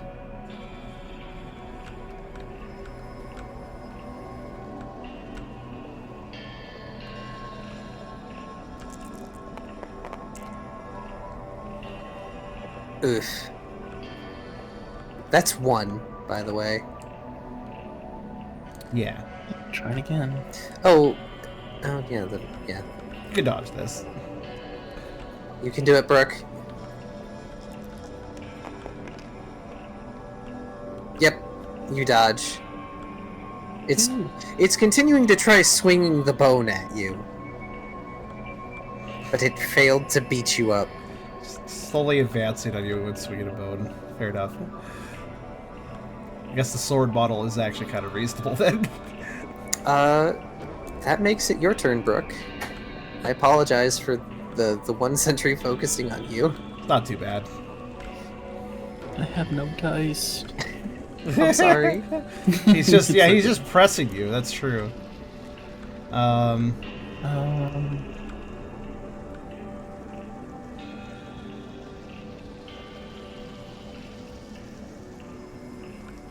Use your block of decent adhesive. Stick this one to the ground too.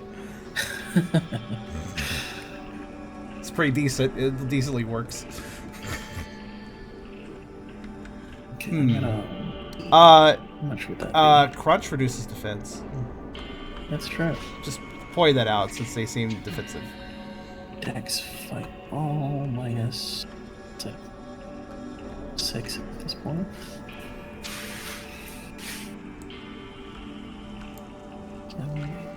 So I have 3 dice to do this. Also, chip away ignores attack, defense, and evasion modifiers, so if they do anything extra tanky. You do actually Chip have away. kind of anti-tank stuff a little bit. Chip away would have been useful against the Dragon Eaters. Yeah. Yeah. Let's see. I might try super here. Ooh. Reduce user strength and defense, basically. So that's 3 dice. 1, 2, It's 3. an option, yeah. Give me 1. Nope, that's curse of 2. Aw, sad twos. Oof. That grimace is appropriate. Yeah, I you don't suppose. even take the penalties because you don't even manage to get it off. Yeah. Well, at least that's one good thing about it. You don't The get sentry the is pressing you penalties. too hard. You're focusing a little too much on avoiding getting hit again because that blow smarted. Well, at least it's got no dice. for Tucker's turn. True. Are you turning your turn? Turning it over to Tucker? I'm gonna leer, just because I have one dice I can still use. That is worth it. Yeah, fair enough. Actually, it might be important to note, is Brooke, like, stepping away and this thing is advancing on him? Basically. It's Yep. worth pointing out, then, that he has a little bit of distance from the other skeleton, which is stuck to the ground. Yeah. Just point that out. Congrats, both skeletons have defense -1. That's going to help a lot. Yay. Actually, that probably will. Basically, he dodges 3 attacks and gets clocked in the face. And just kind of... There's that. If you had more dice, you could buff your dice. Oh wait, no, you can't because of the way this place. Oh wait, no, you can because the way this place works. Oh, A little yeah. decisive there, but I think we got it. It's not technically a buff. It's Well, just like it's- an additional die. It's because aspect moves aren't affected by Karserus. And Noibat is not getting involved in this battle. No. Okay. They want to, but they can't do a whole lot. Okay, that's fair. Unfortunately, Noibat doesn't know any dragon type moves, I don't believe. Okay. At least you haven't seen them use any. Tucker's turn, then? I believe so, because I think Brooke is out of dice. Yeah, I cannot do a thing. Okay. Tucker will observe the situation and notice that this other one is just slowly advancing on Brooke. Brooke took a bit of a knock, but it doesn't seem that bad. He's sort of tempted to help with that one, but as the two kind of actually back away a little bit to a different direction, he's considering, what do the characters know about... These things were formed, right? In front of them? By Correct. eternatus. And how were they formed? Again? They just seem to come out of the ground, and you have a very good look at them now. They look vaguely like eternatus if they had a relatively human-sized and bipedal shape. Mm-hmm. It is like a weirdly human shape for them to have, but that might also be intentional on the part of eternatus. They still have like the digitigrade shape for their legs. They've got the tails, they've got the tendril wing whatsits, Mm-hmm. and their skulls are shaped much like eternatus's. And they were formed by just literally just coming out of the ground, more or less? Yeah, they are Bones formed of... dredged up. Okay. Yeah, they are dredged up and molded bone and obsidian darkstone in the shape of these skeletal soldiers. As an ambient thing, can Tucker pick up whatever energy is basically holding them together? Because otherwise they probably should just be bones. Not hard. It's dragon energy. You can see it in the stone that makes up whatever bones they lack. Because just like the shadow bone that the one soldier is wielding, there's the occasional red pulse in the core of their skeletal structure. Kind of like the bars Okay. on the cells. I'm trying to remember from last session. I feel like Tucker actually...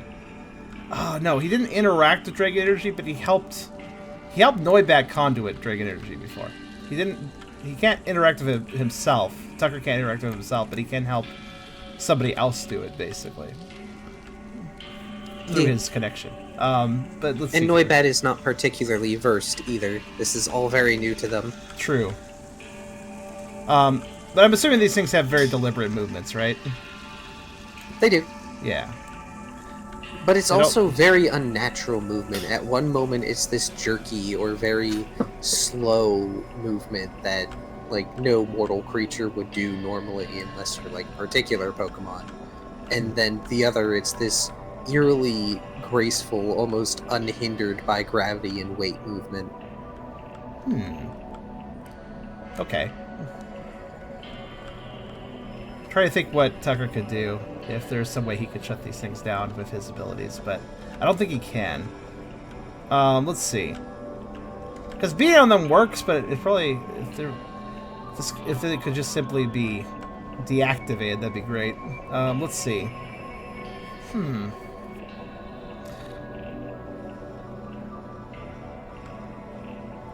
I think that Tucker will probably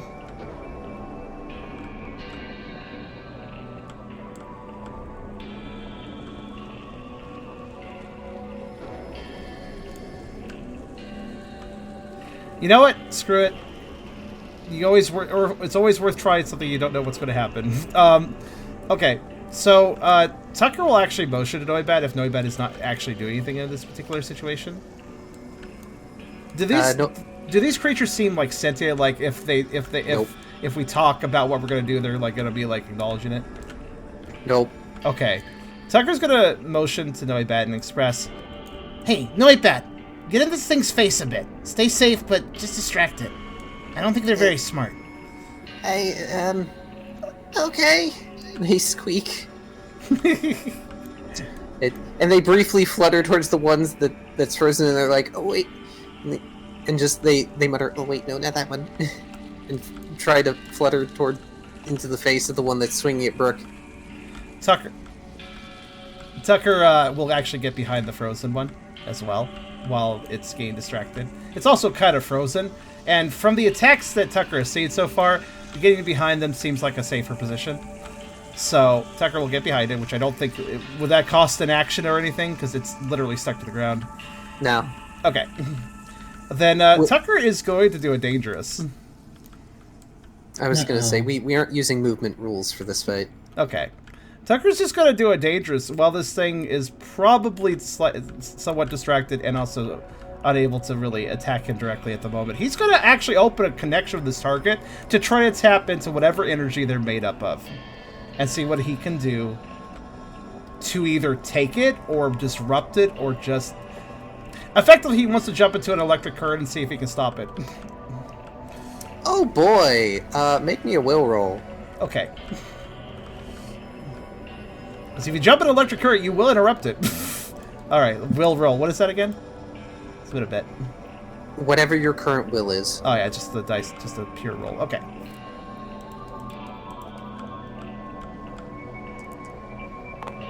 Uh-oh. No.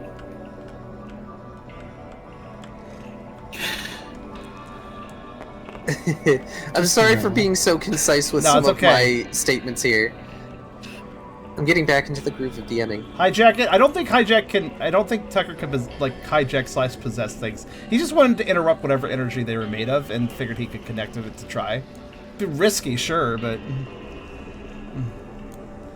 So Tucker, you try to jump in, and it's almost like an electric shock. You take 2 unmitigated damage as you are forced to reel back. Oof. Tucker does a little... and a little yip, and does kind of back up from it. At least he is behind it, so it can't really counter him in the process, but...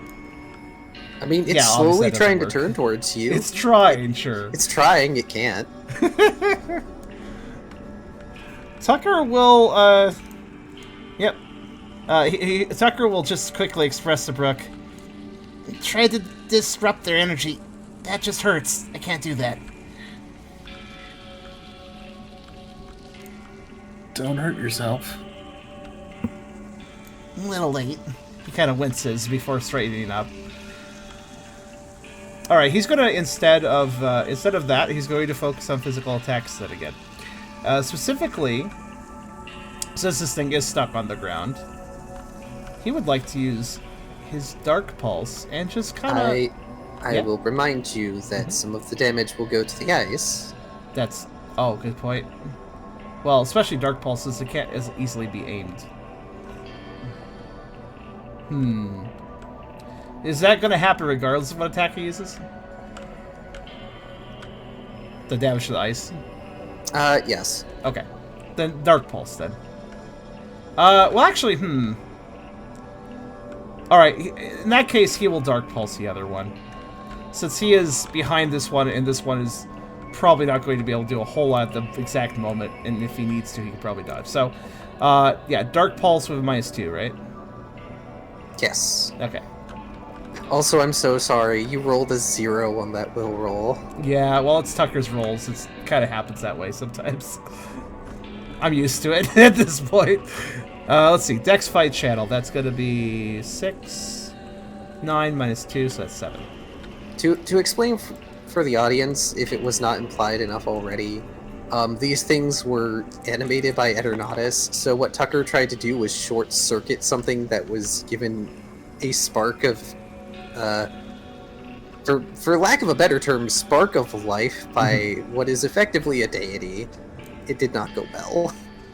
At least Tucker has the gumption to try. This is essentially like trying to grab some electrical wires and rip them out to stop a device, but you just get shocked trying. It's like, it might work. You might get hurt. Like, it was a good thought. I will let you know that along the lines of thinking disrupting the energy like you did with the bars is also a good thought. yeah. He's going to keep trying. When it comes to stuff that's non-physical, he's going to try to use his connection where possible to see what he can interact with energy-wise. And it may hurt him, but he'll learn, at least. Also, the sentry will not dodge. Okay. He's more or less just attacking the one attacking Brooks, so this thing probably doesn't even see the Dark Pulse coming. Yep. And, yeah, it's going to be a pretty standard Dark Pulse this time. Just trying to send over a standard fog of damage over that thing, so... Possibly also blinding if possible, well, like a little bit. Special +3. Special +3. So 6. Hopefully this will be a better damage roll than the last one. And I forgot to. Oh, wait. I forgot about stab. It's stab. You get an extra die. Yeah. Let me add one more, please. Yeah. So that's 2 so far. Oh, come on. Oh. It's a 1. Well, no, wait. Damage isn't effective. I've also forgotten about stab. All right. But flinch dice. Hooray damage, and also flinch dice. Nah, so close. Could use those for damage dice game. All right, whatever. All right, he's only picking at it a little bit with the Dark Pulse, but whatever. At least it's some damage.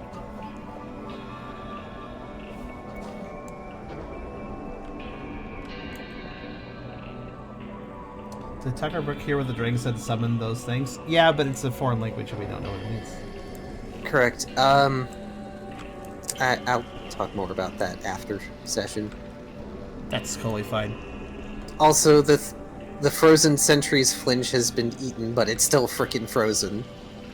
So it's not doing anything. That's part of the reason Tucker didn't attack it. He will be keeping a eye on it in case it has something it can do, like a shockwave attack or something. Top of the round. Oh, it actually just straight up just couldn't do anything. All right, cool. Correct. Okay, hold on a second. 2-minute break. I need to grab something. That's okay. People get water, use the bathroom, stretch.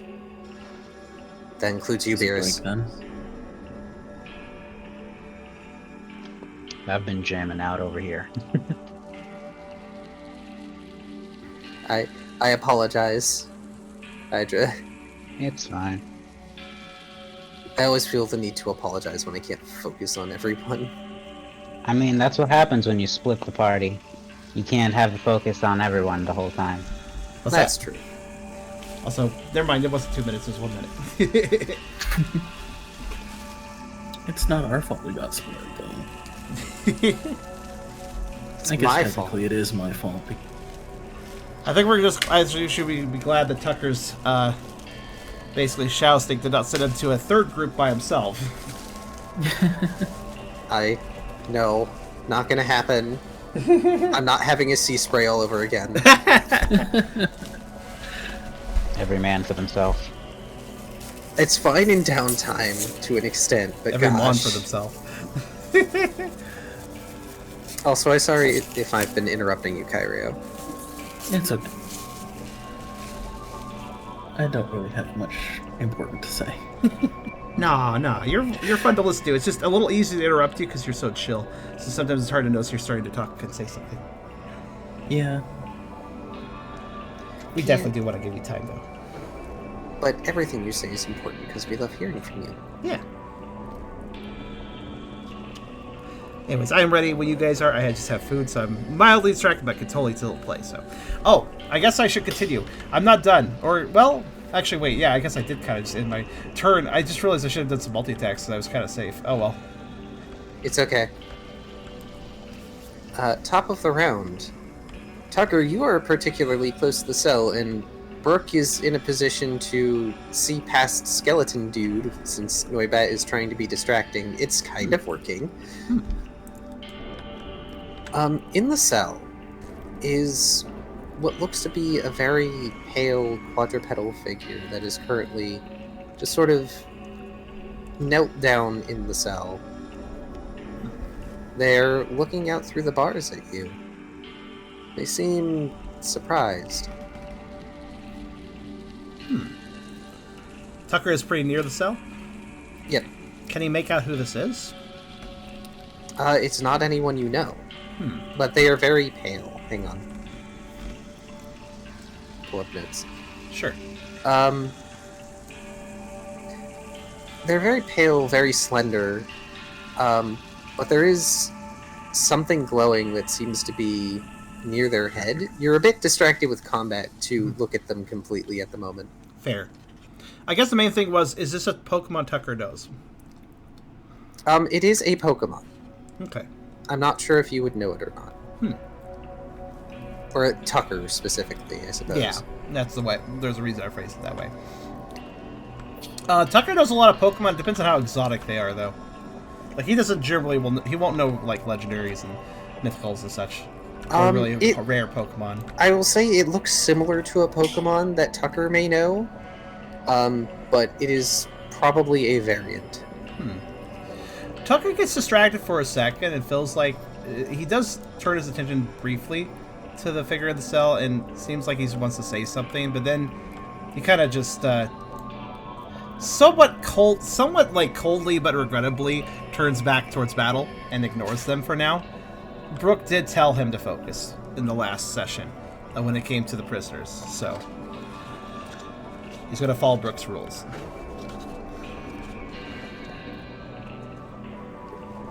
Is this being distracting enough? Noibat says, drawing the attention of an attack. Oh no. Tucker will call it. Be careful. They still can hurt you, even if they're not very smart. Unfortunately, attack's already happening, isn't it? Keep leaving. Of course it does. Decent roll. What is it? Alright, well. Barely enough dice. Uh-oh. No. Noibat is not very strong. Oh boy. Oh, poor Noibat. Oh no. I'm gonna pull Rida and cover an ally. That is very sweet of you. That's probably pretty easy to do. You could probably just literally grab Noibat and pull him out and pull him back. I have a question. If you are covering Noibat, do you want to also clash and/or attempt to dodge the move with that penalty?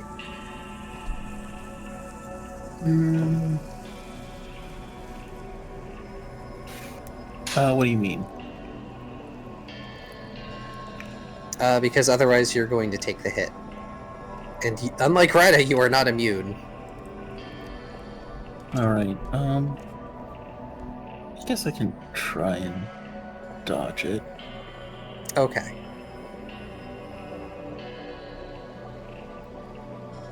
To beat a 5.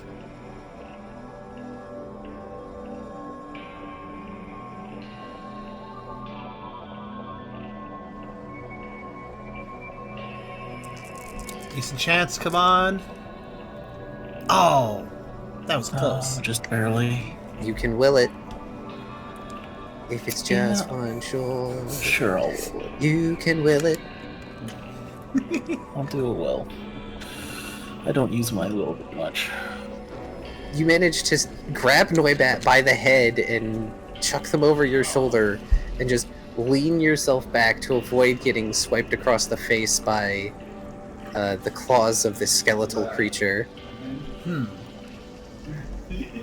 Its jaws open in a silent hiss. Try not to move too predictably. That's all he'll say. Did he use his club Lion. again? Lim wild lion.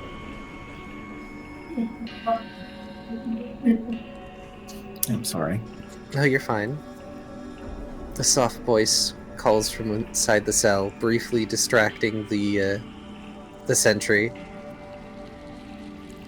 It pauses its attack and looks over its shoulder. It notices Tucker.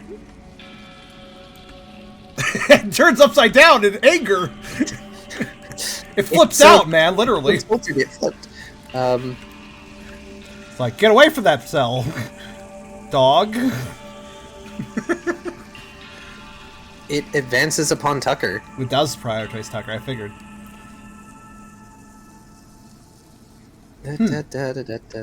Let's see if it can Dragon Breath.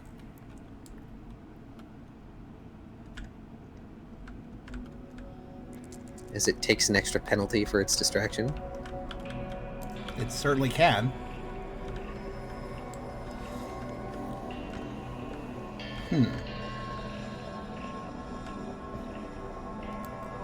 Alright, let's see.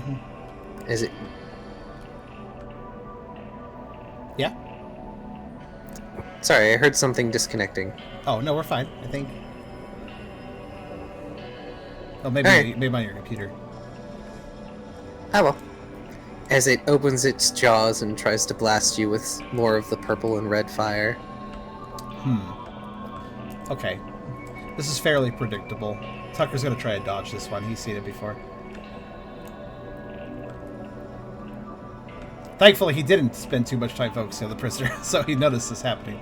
Right, what's, how do I do that again? Evasion?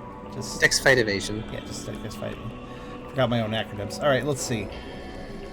Top of the round, right, so I can just... yeah.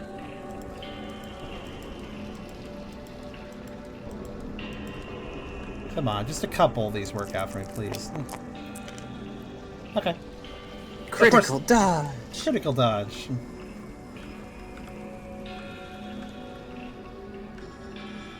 Alright. Tucker will, knowing that kind of figure out how these guys are pretty methodical and see that attack before he does a dramatic side hop to get out of the way of that attack.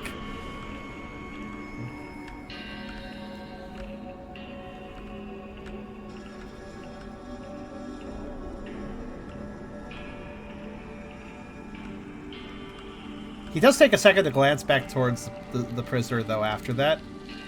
Realizing that this skeleton advanced with a lot more deliberation once on him, all of a sudden. He did notice that prioritization off of Brooke. Which he finds interesting, because Brooke was really being attacked before that. Yeah, that is interesting. Let's see if it can land this.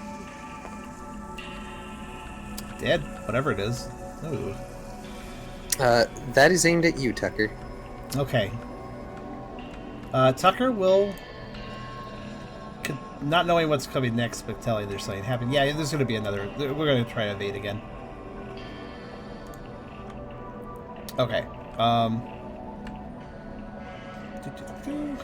Libet has also noticed the drop in aggro. 1, 2, 3. That's just going to be 6. Minus 2. From 8.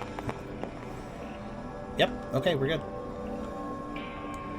Tucker will side hop back the other way. Hopefully, the side hop works.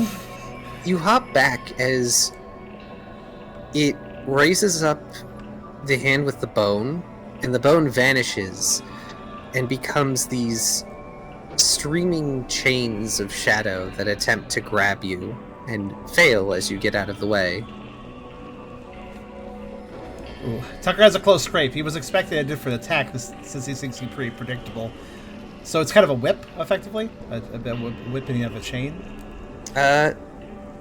No, it's more like the chains are trying to grab you. Ah, okay. He managed to barely dodge that, not expecting quite that attack. Indeed. It can do one more. Then it will have used everything it can on you. It's gonna try and beat you up. It's gonna punch me.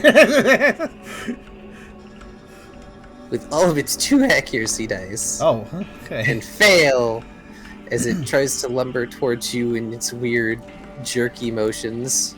So it's very clearly doing as much as it can to attack Tucker. Yeah, it is swiping at you now. It is trying to get you away from the cell door.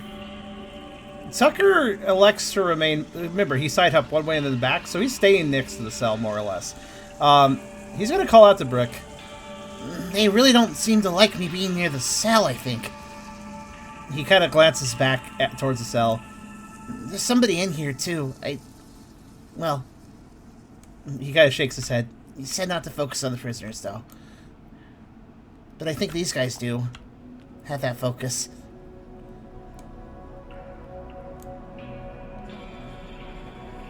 Hey, Brooke, guess what? It's your turn. Yeah.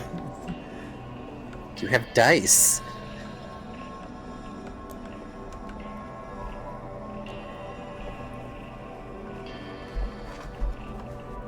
And now Tucker doesn't. Well, actually, no, Tucker's still going to do something.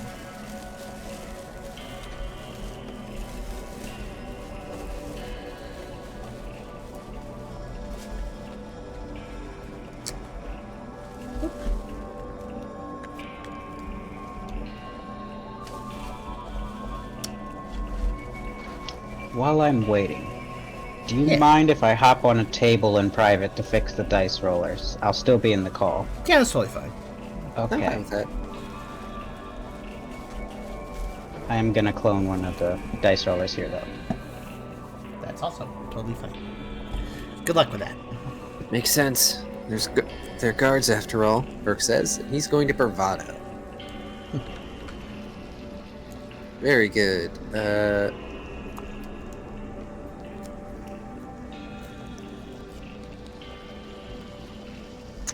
Go ahead and do your cool contest and whatever. Cool I know you're contest, gonna get whatever. We're so dedicated. They're going to get the accuracy roll at this point. You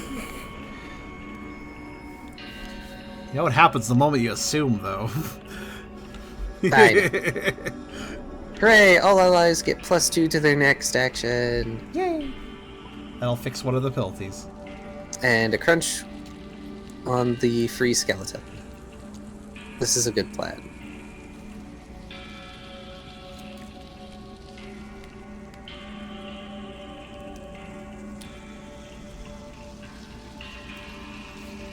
Let's see how that goes.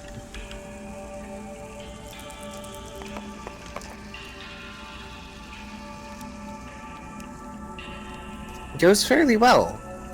Especially since I think that was more dice than you were supposed to use, given your penalty.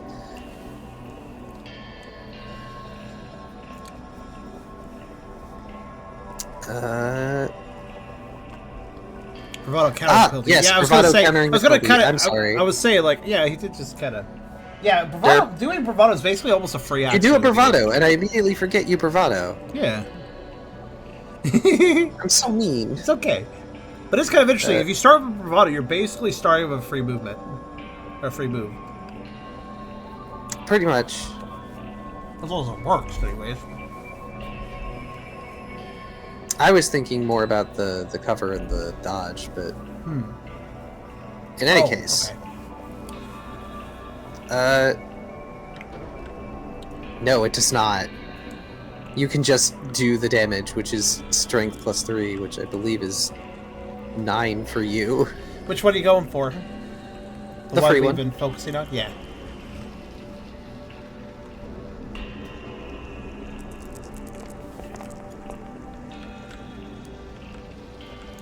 Oof. 3. You can roll the chance die if you want, but it already has a defense down. Don't see a reason to. Okie doke. Girl noise, sorry. It's okay. As you crunch into one of its bones, causing them to crack and fracture a bit.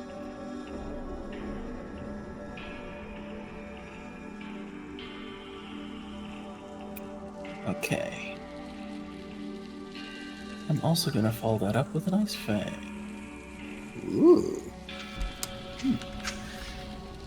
But now I'm down 4 though, so. Hmm.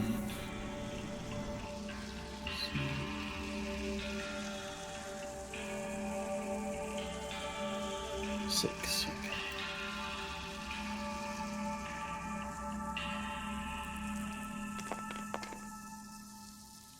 Well, it can't dodge. So even with a 1 on the accuracy roll, it's gonna hit. And this strength is 2. 7. This one.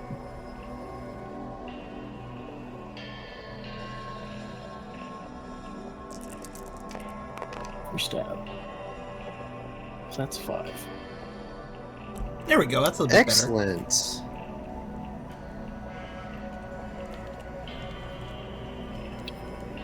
And if it's still up, I'll do the freeze and flinch. Oh.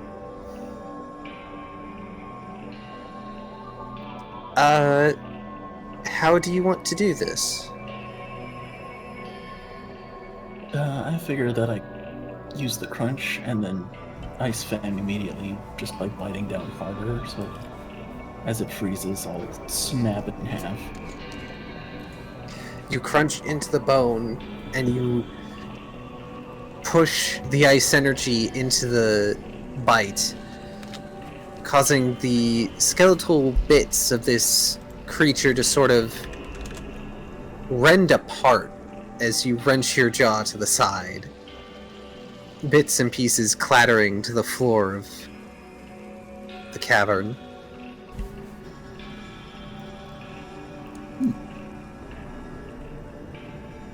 I spit out a rock.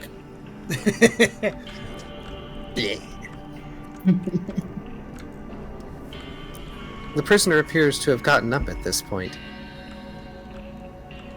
I'm Elenia.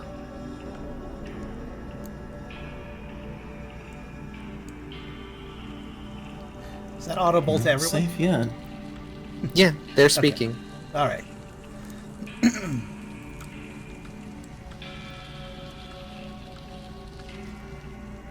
Tucker will acknowledge the sounds, but then turn his attention to the remaining,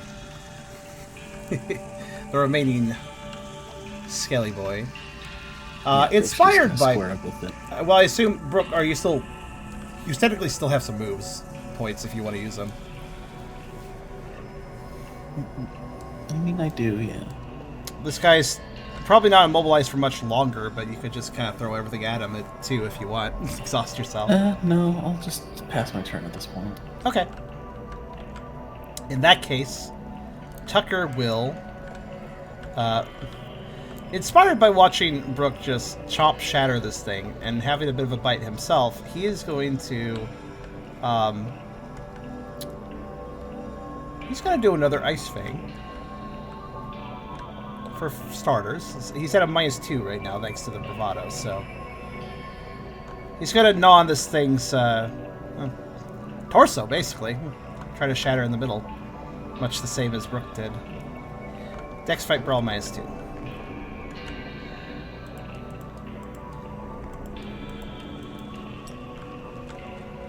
And I don't really know how it can dodge, or if it's gonna break out the ice right now, but there you go. 3, it's pretty good. It can't dodge. Okay, cool. It can take no action other than to attempt to get free. I guess that freeze was pretty useful. Alright, let's see. It was very useful. Tucker did a good thing. Strike +2, okay.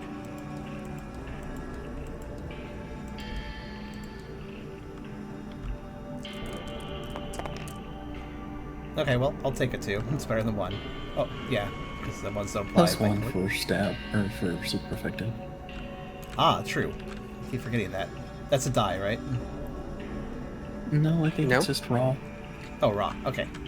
I always mix super up effective between is just- stab and super effective, which one does what. I always mix them up. Stab is an extra die. Right. And why not? Here's flinch. So damage is 3. No flinch. And no refreezing. Okay. Darn, no double freeze. This isn't the shaman fun. Tucker Oh, will goodness. then not even stop biting after his icy fangs have warmed up again. He's just gonna bite again for a normal bite. Oh, good. I was worried you were going to use Fire Fang. Not yet. That would not be good. Dex fright. Actually, dragons resist that anyways, don't they? Yeah, they do. Yeah. Okay, Dex fright brawl -4, so that's gonna be right. Okay, that's gonna be 4 dice.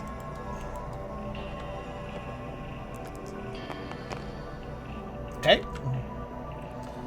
Seems good enough. And then strength +2 plus 1 more damage. Let's see. Question: does it matter if the Doom dice roller is also updated? Huh. No. Alright. 2 damage it is then. Okay. Then I end up. Okay. 2 damage for that. And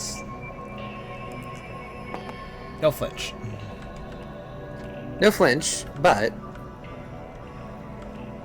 this one ceases its struggling movements for the moment. It seems to grow particularly still. Huh. That can't be good.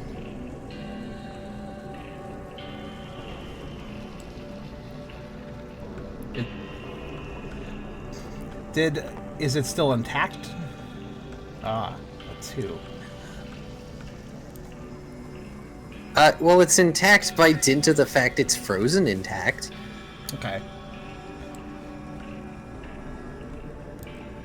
But its head, which was one of the things that still moved, is sort of slumped at the moment. Huh. Okay then. Tucker stops the attack and backs off at that point. He's a bit exhausted biting so much anyways. Is it done? He kind of just asks nobody.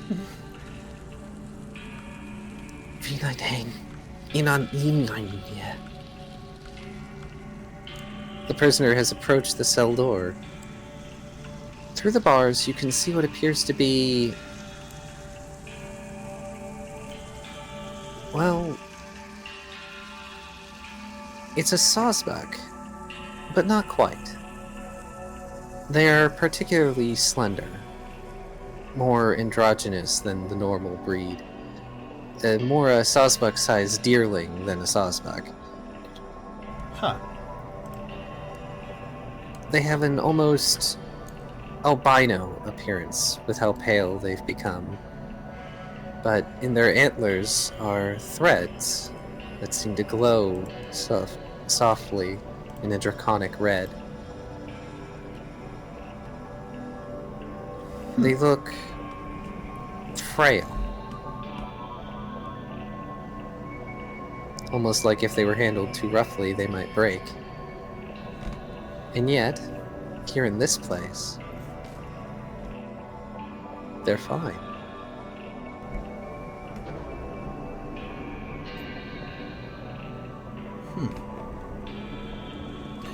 If I am correct, the mansion had a sawsbuck too, right? That was one of the ghosts, I believe. I forget who the gardener was. I thought they were a sawsbuck, but maybe they weren't. They might have been. This is unrelated. If It's so. unrelated, but it's just a matter of, oh, Tucker absolutely knows this Pokemon then. Well, they look very different from a normal sawsbuck. They don't right, have. but he can, like, see the similarities, is what I mean. Yeah, they were Yes. sawsbuck. Okay, cool. Can we, is it obvious that it helped us just now? Vaguely. Brooke in particular would have noted the distraction that happened when it spoke earlier. Tucker does spend a moment, now that the last skeleton has deactivated, he does actually kind of listen to the prisoner this time. Especially since they're coming up to the cell and everything. He does give them his attention. His ear is kind of bouncing as he tries to understand what's being said. But he looks between. 1 second. Okay, now I can talk. My throat wanted to die. He looks between the Sawsbuck and Brooke and Noibat, and kind of just says, Sorry, we don't speak that language, I don't think. Do you guys understand that? Nope. Not really. The deer looks concerned as they look at the three of you. Go. They rasp, pleading with you. Must go.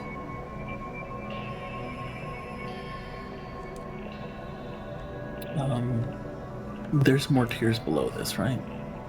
Yes, there are 2 more tiers before you reach the bottom floor area. Also sad, I thought we had a Sawsbuck model somewhere in here already. It's fine. that's also why I asked about the gardener, because then I was like, oh, we should have the model. I'll get you one. Are we also still levitating?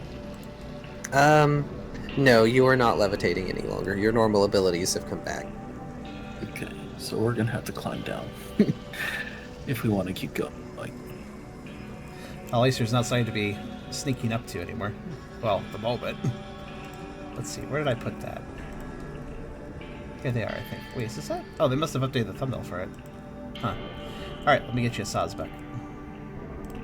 Oh, you know what? I bet we had a Sawsbuck briefly and I ended up deleting it or we lost it or something. Gen 5, right? I believe so. And also thank you, Hydra.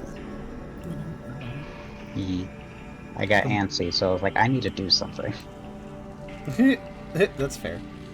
We're also towards the end of this session, so what happens next may decide how the next one goes. Okay. This one wishes to float. I guess he changed something about the... I guess he locked them or something now. Let me get your saws. I mean, if it loads the models in the first one. Thank you. And it should be noted that their antlers are bare, kind of like a winter Sawsbuck, and instead they have this thread entwined around them. You mentioned they kind of have a Interesting. draconic energy, that red energy anyways. Yep. Yeah. wrapped around the ears. Oh, they're in alphabetical order now. Or no, they're in numerical order now. There's Sawsbuck. Brooke will say we're just passing through. Though he will make note of the Pokemon mentally.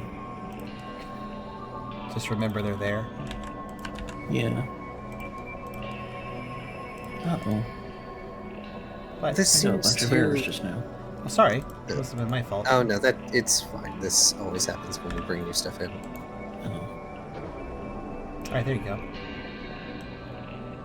Feel free to set that up however you like.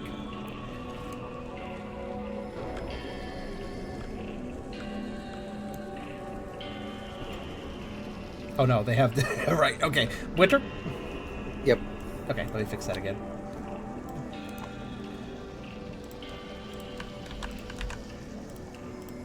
Makes sense. Each of them have their own stands. There you go.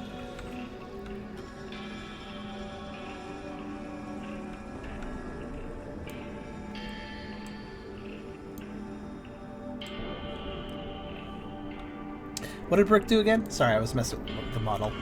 He just said we're just passing through. Okay. Tucker kind This- of nods to this. This seems to relieve them somewhat. And they motion with their head for you to go. But rather than motion down, they motion up. It appears they believe that you are fleeing. Brooke will look towards where they're pointing and say, we're actually looking for some friends first.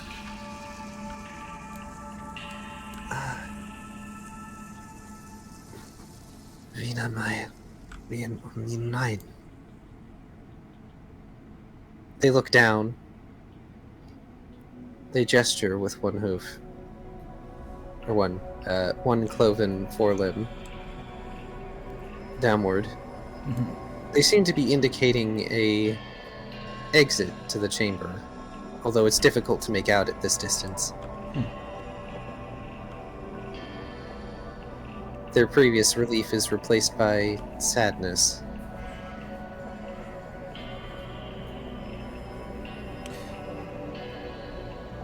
Don't worry, we'll be fine, Brooke says with a grin. And he'll start to try to climb down. Tucker is obviously trying to hold his tongue. He kind of gives a gentle nod towards the Sawsbuck and follows Brooke, almost apologetically, in a way. Tucker doesn't like seeing anybody locked up. That's kind of Tucker's thing.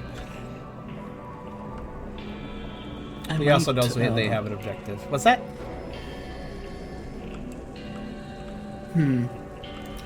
Brooke is very focused on his objective right now, but I'd still like to know who this person is as a player, but I have no idea how to get that information. And Tucker cares so, about anybody who seems nice. If somebody seems nice, they're like, you seem nice, you shouldn't be in prison. That's how Tucker views it, honestly. But Tucker is also sticking to Brooke's words, because in session 101, Brooke was like, hey, let's not focus on the prisoners. We're gonna go fight our friends. And so Tucker is like, all right, I'm gonna ignore how I feel about this and just listen to Brooke. Boy, basically, yeah. I was almost banking on you disobeying your leader and trying to break them out, maybe. Well, he looks up to Brooke, so... And Brooke did tell him explicitly to not. I know you all will try to save this character, I'm sure. I mean, Tucker is curious, too, especially since he's never heard that language before. I could do a naughty thing. What's a naughty thing? Metagaming? It's also... Well, no, not metagaming, but it's also... a little risky. Well, if it's not metagaming, then go ahead. It's not that naughty. I could give him my escape orb. Oh. What reason would Brooke that have work? to do that, though? That's a good... Like, we gotta think about it motivationally. That's true. Like, because... do we know they helped? If they helped a bit, then maybe there'd be a reason, but... It's ambiguous at the moment how much they may have helped, if at all. They distracted the thing, which was kind of... I mean, Tucker handled it fine enough when they got over to him, but... Brooke makes very quick decisions, so...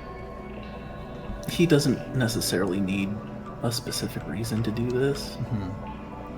Tucker is also notably curious because, I mean, clearly, eternatus made a specific visit to the Sawsbuck and set specific guards they'd not seen before to guard the Sawsbuck. So obviously something that's do it out of spite. Yeah, you could do it despite eternatus, since eternatus seems so interested in this prisoner. That's not a bad way. Yeah, but I can see Brooke doing that. Is that what you want to do? Brooke will pause at the cliff for a moment, and then... yeah, he'll get back up and just roll the orb through the bars. So, here's the funny thing. You go to roll the orb through the bars, and it dissolves as it passes through the bars, and the bars dissolve with it. Oh! It didn't work as expected. Well, it's kind of using that. I mean, it's still technically working as a skateboard, just not the same way as normally. The Sawsbuck looks down in shock, and then looks up at Brooke, and is kind of horrified. Oh, Brooke just kind of shrugs. Tucker seems surprised too at this. There is a cracking sound. The frozen sentry has begun to move again, and its frigid shackles are beginning to break. I think it's time we left.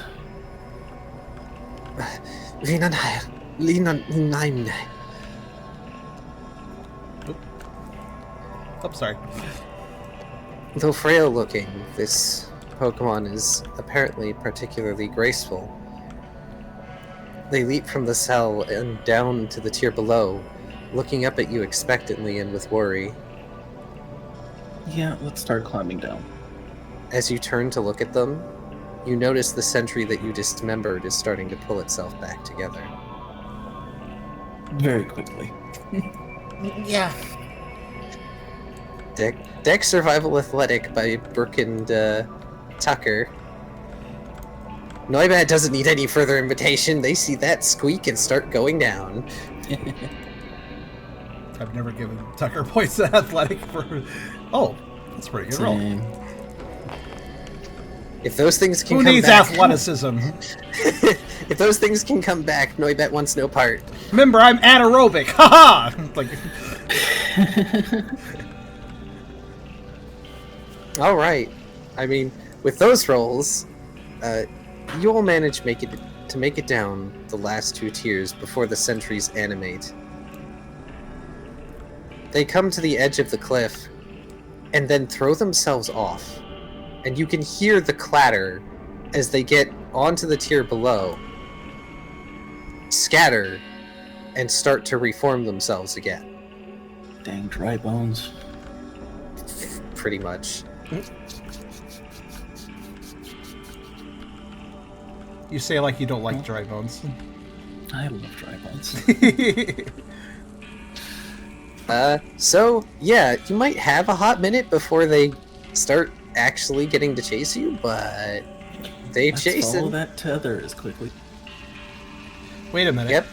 How quickly could Tucker... Could Tucker hop down before they reassemble?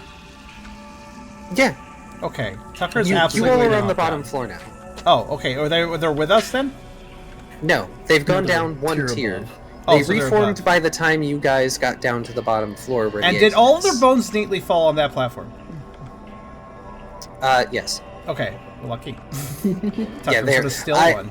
I was gonna say, are you gonna do the dog thing and try and steal one? Listen, you 'Cause kind of need a femur to unfortunately- run. Unfortunately, if there were any scattered remnants, they would have gone only 1 tier lower. They don't scatter that far. Okay. Never mind. I can't rob them of a foot or something. It was a cute idea, but also that may or may not have been to your disadvantage. True. He's already had trouble with contacting them, their energy before, so... so the Sawsbuck is with them, right? The Sawsbuck is with you all, yes. Alright, Tucker will say something then. Since Brooke let you out, you should probably stick with us. No offense, you look a little, frail. They give an apologetic smile and nod. And they take a moment. And their body is lined with a brief, shimmering glow that shifts to the draconic pulsing red. They change slightly. Their horns seem more angular, their features a bit more draconic in nature. Huh.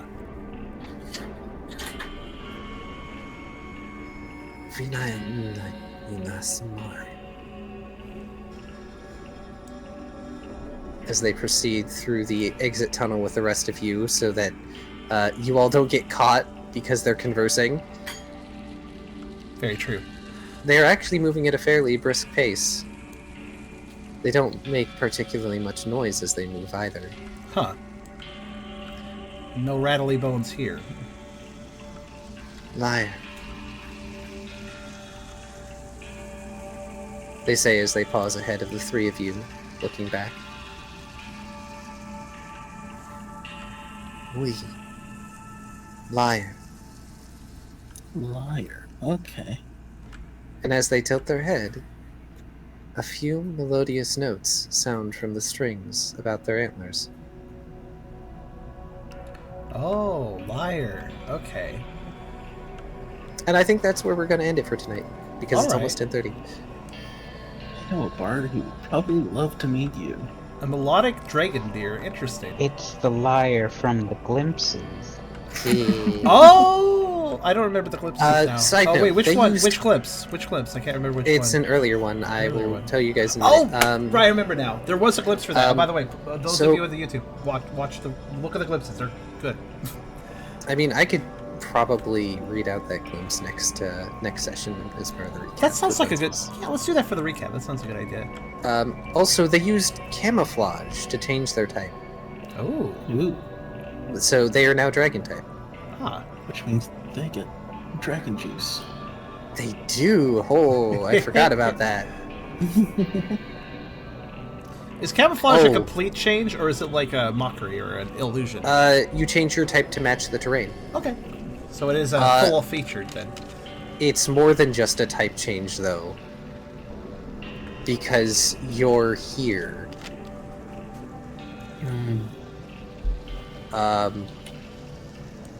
I didn't think about this when I gave them that support move, but I think that might cause them to be considered the same as one of eternatus' servants, so they get to not suffer negative things. Nice. Maybe that's why Eternatus was personally concerned with this prisoner, because they can kind of disrupt the system here. Nope. Okay. Great for impulsive decisions. Not why. Anyway, everybody needs to get 2 experience for this wonderful little session. Also, I know it's because the dyeing isn't working correctly on the colorization of the model, but I kind of like how one antler is white, one antler is red. Are we sure that's not how winter is? No, I think that's it's dyed actually. I don't know if you intended that. I thought you were mentioning red, so I thought you did that intentionally. Oh, it is dyed. Yeah.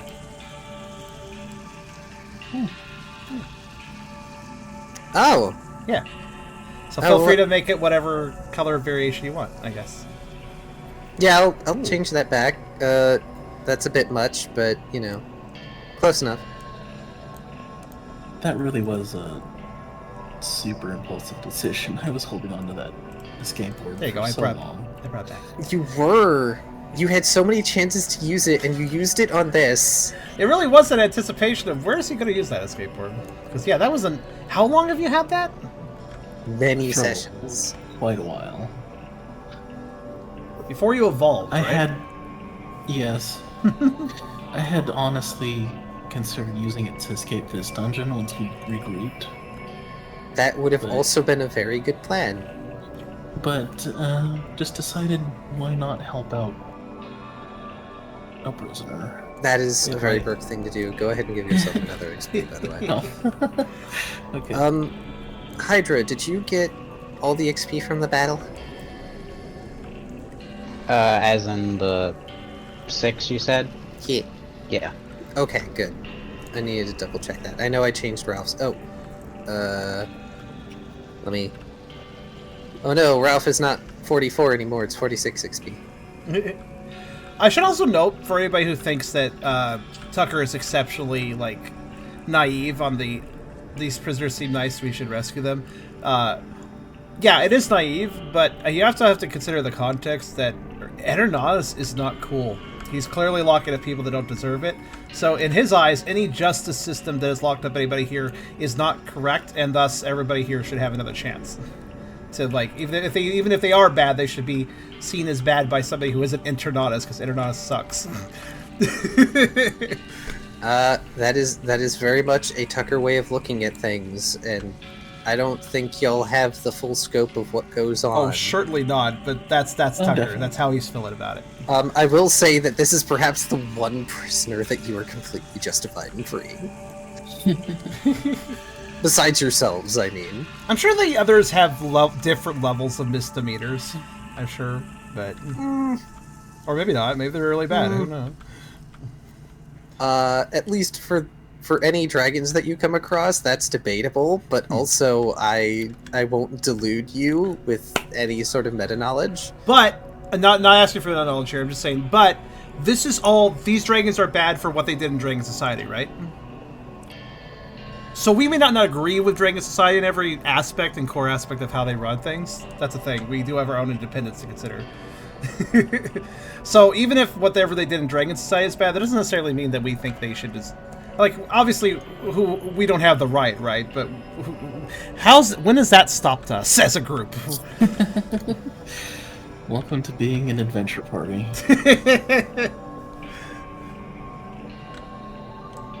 I'm just preemptively giving you guys the tile. Tucker is like, I respect the culture unless the culture is being mean to people. That is reasonable. Alright. There's you guys' next tile. Of course, Tucker's main weakness is, well, he's decided what he considers to be mean. He may not see the full picture. So that is where his naivety comes in. What's that? There is nuance. Yeah, nuance. Tucker can pick up That on is nuance, missed. but he does miss some. So. Oh, right. Before we close out, I will be posting what I said at the beginning of the session in glimpses. It will not be translated. You all are free to try and find a translation for it. I'm curious about something actually involving that. I'm not going to ask what the translation is. I'm just curious.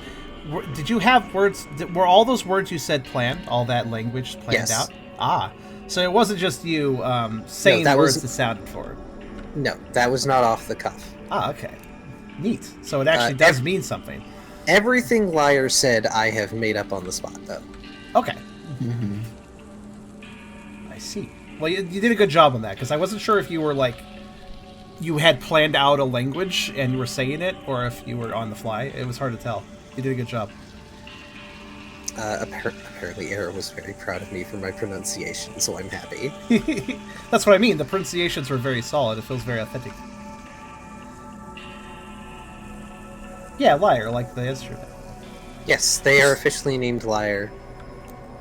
His pants are not, in fact, on fire. I am buying Vitality because I'm tired of being one-shot. That's a fair That's- thing. I mean, after getting a that's- primal point, that's a fair thing to say, like, I'm sick of this now. How much does it cost? I mean, to get it's rid of it? fun going to like Insane Rider, but at the same time, it's probably not the best. I mean, you If can I only do keep that doing it. so many times, and then you're kind of screwed. Look, it gives you a vitality point, it gives you a beauty point, it gives you an HP, and it gives you a defense. It's a good choice. Tucker's seen I'm a sorry. lot of XP. What? Oh, session experience? Did we have session experience? Yeah, I already... Oh, Yeah, Said- we already did that. what was it? Yeah, I didn't add it. 2. 2. Okay, let me just do that. I'm sorry, what were you saying, Kyrio? How much does it cost to get rid of a primal point? 50. 50. I think it's on the chart over here. Yeah, is it's 50? expensive. It is 50 per point, either for Logic, Instinct, or Primal. Oh, I don't have that here. My bad. Oh, we can go to the spa. Yes, or you can go to the spa and it will remove the Primal point. Oh, I didn't know that. Thank you. Yeah. Oh I have yeah, tickets, I kind of so- forgot. That's really valuable. Holy shit! Let's get in good Miltake's good graces. The, all right. the spa is fairly expensive. So Fair. if you want to Five use your spots. money... I'll Yeah, trade so- money, but I'm broke, so. Brooke is rich. Technically, an expensive money expenditure on the spa is probably still more worth it than 50 experience. Yep. So, because there's many ways to get money, but experience is a little harder to come by. Yeah, I definitely don't want to spend the XP on it at all. Yeah. I was just gonna keep stacking Primal until it became a major issue. And it's going to be particularly useful to Rida because Rida doesn't have human memories like the rest of you. Going primal has perhaps more grim connotations. Yeah. I will let Charem outro. I'm going to see my mate off to work. That's completely fine. All right, cool. Swing in. Yeah, thank you very much for coming, everybody. I was kind of debating some of this experience. I think I'll do it at the start of next session. Maybe have something planned and do it at the start of next session. I'm thinking because I don't really know. I have a lot of experience. I kind of feel like I should do something with it, but I'll figure it out. Tucker's poor rolls. I'd like to augment those a bit more. Maybe some more stats for that. I don't know. This is actually I think he's kind of maxed on his base stats though, if I recall. No, yeah. Dexterity is permanently debuffed by 1 because of his kind of his nature. But in that, I think what was the trade-off for that? He gets 1 less dex, but he gets 1 more vitality. I think it was. I don't remember. That sounds correct. I don't know. It was I know it was a trade. I know it was a trade of one stat point for another stat point. Like for max cap, I mean. The cap was changed for 2 of them. I'm pretty sure it was vitality because the idea was, he's chubby. So his vitality is a stat that's going to be a little stronger on him, especially when he evolves, I imagine. So technically he could get another vitality point. I might consider that, actually. That's not a bad idea. I'll make sure with Car before next session, though. But yeah. To those playing with me today and that are stepping away, have a good night. To stream goers, I hope you enjoyed Session 102. It's been a while, but we're back in it. And obviously, Tubby, it's too bad he wasn't able to join us today. Hopefully in 2 weeks he should be able to. His work is quite a complex subject matter. And I've been talking to him about that job of his and suggesting maybe he see about actually reducing his hours or something, because it's not treating him right. But of all things you have to do balance. So we'll see if he's available for next session. Hopefully he will be. If he isn't for some reason, I think we can still run it. Obviously we want Tubby around if possible though. So I'll do my best to try to work with him on that. But yeah, session 102. I hope you all enjoyed. This is definitely getting more and more interesting over time as well. But with that being said, I will see you all in another 2 weeks for session 103 of Pokerole. Bye-bye.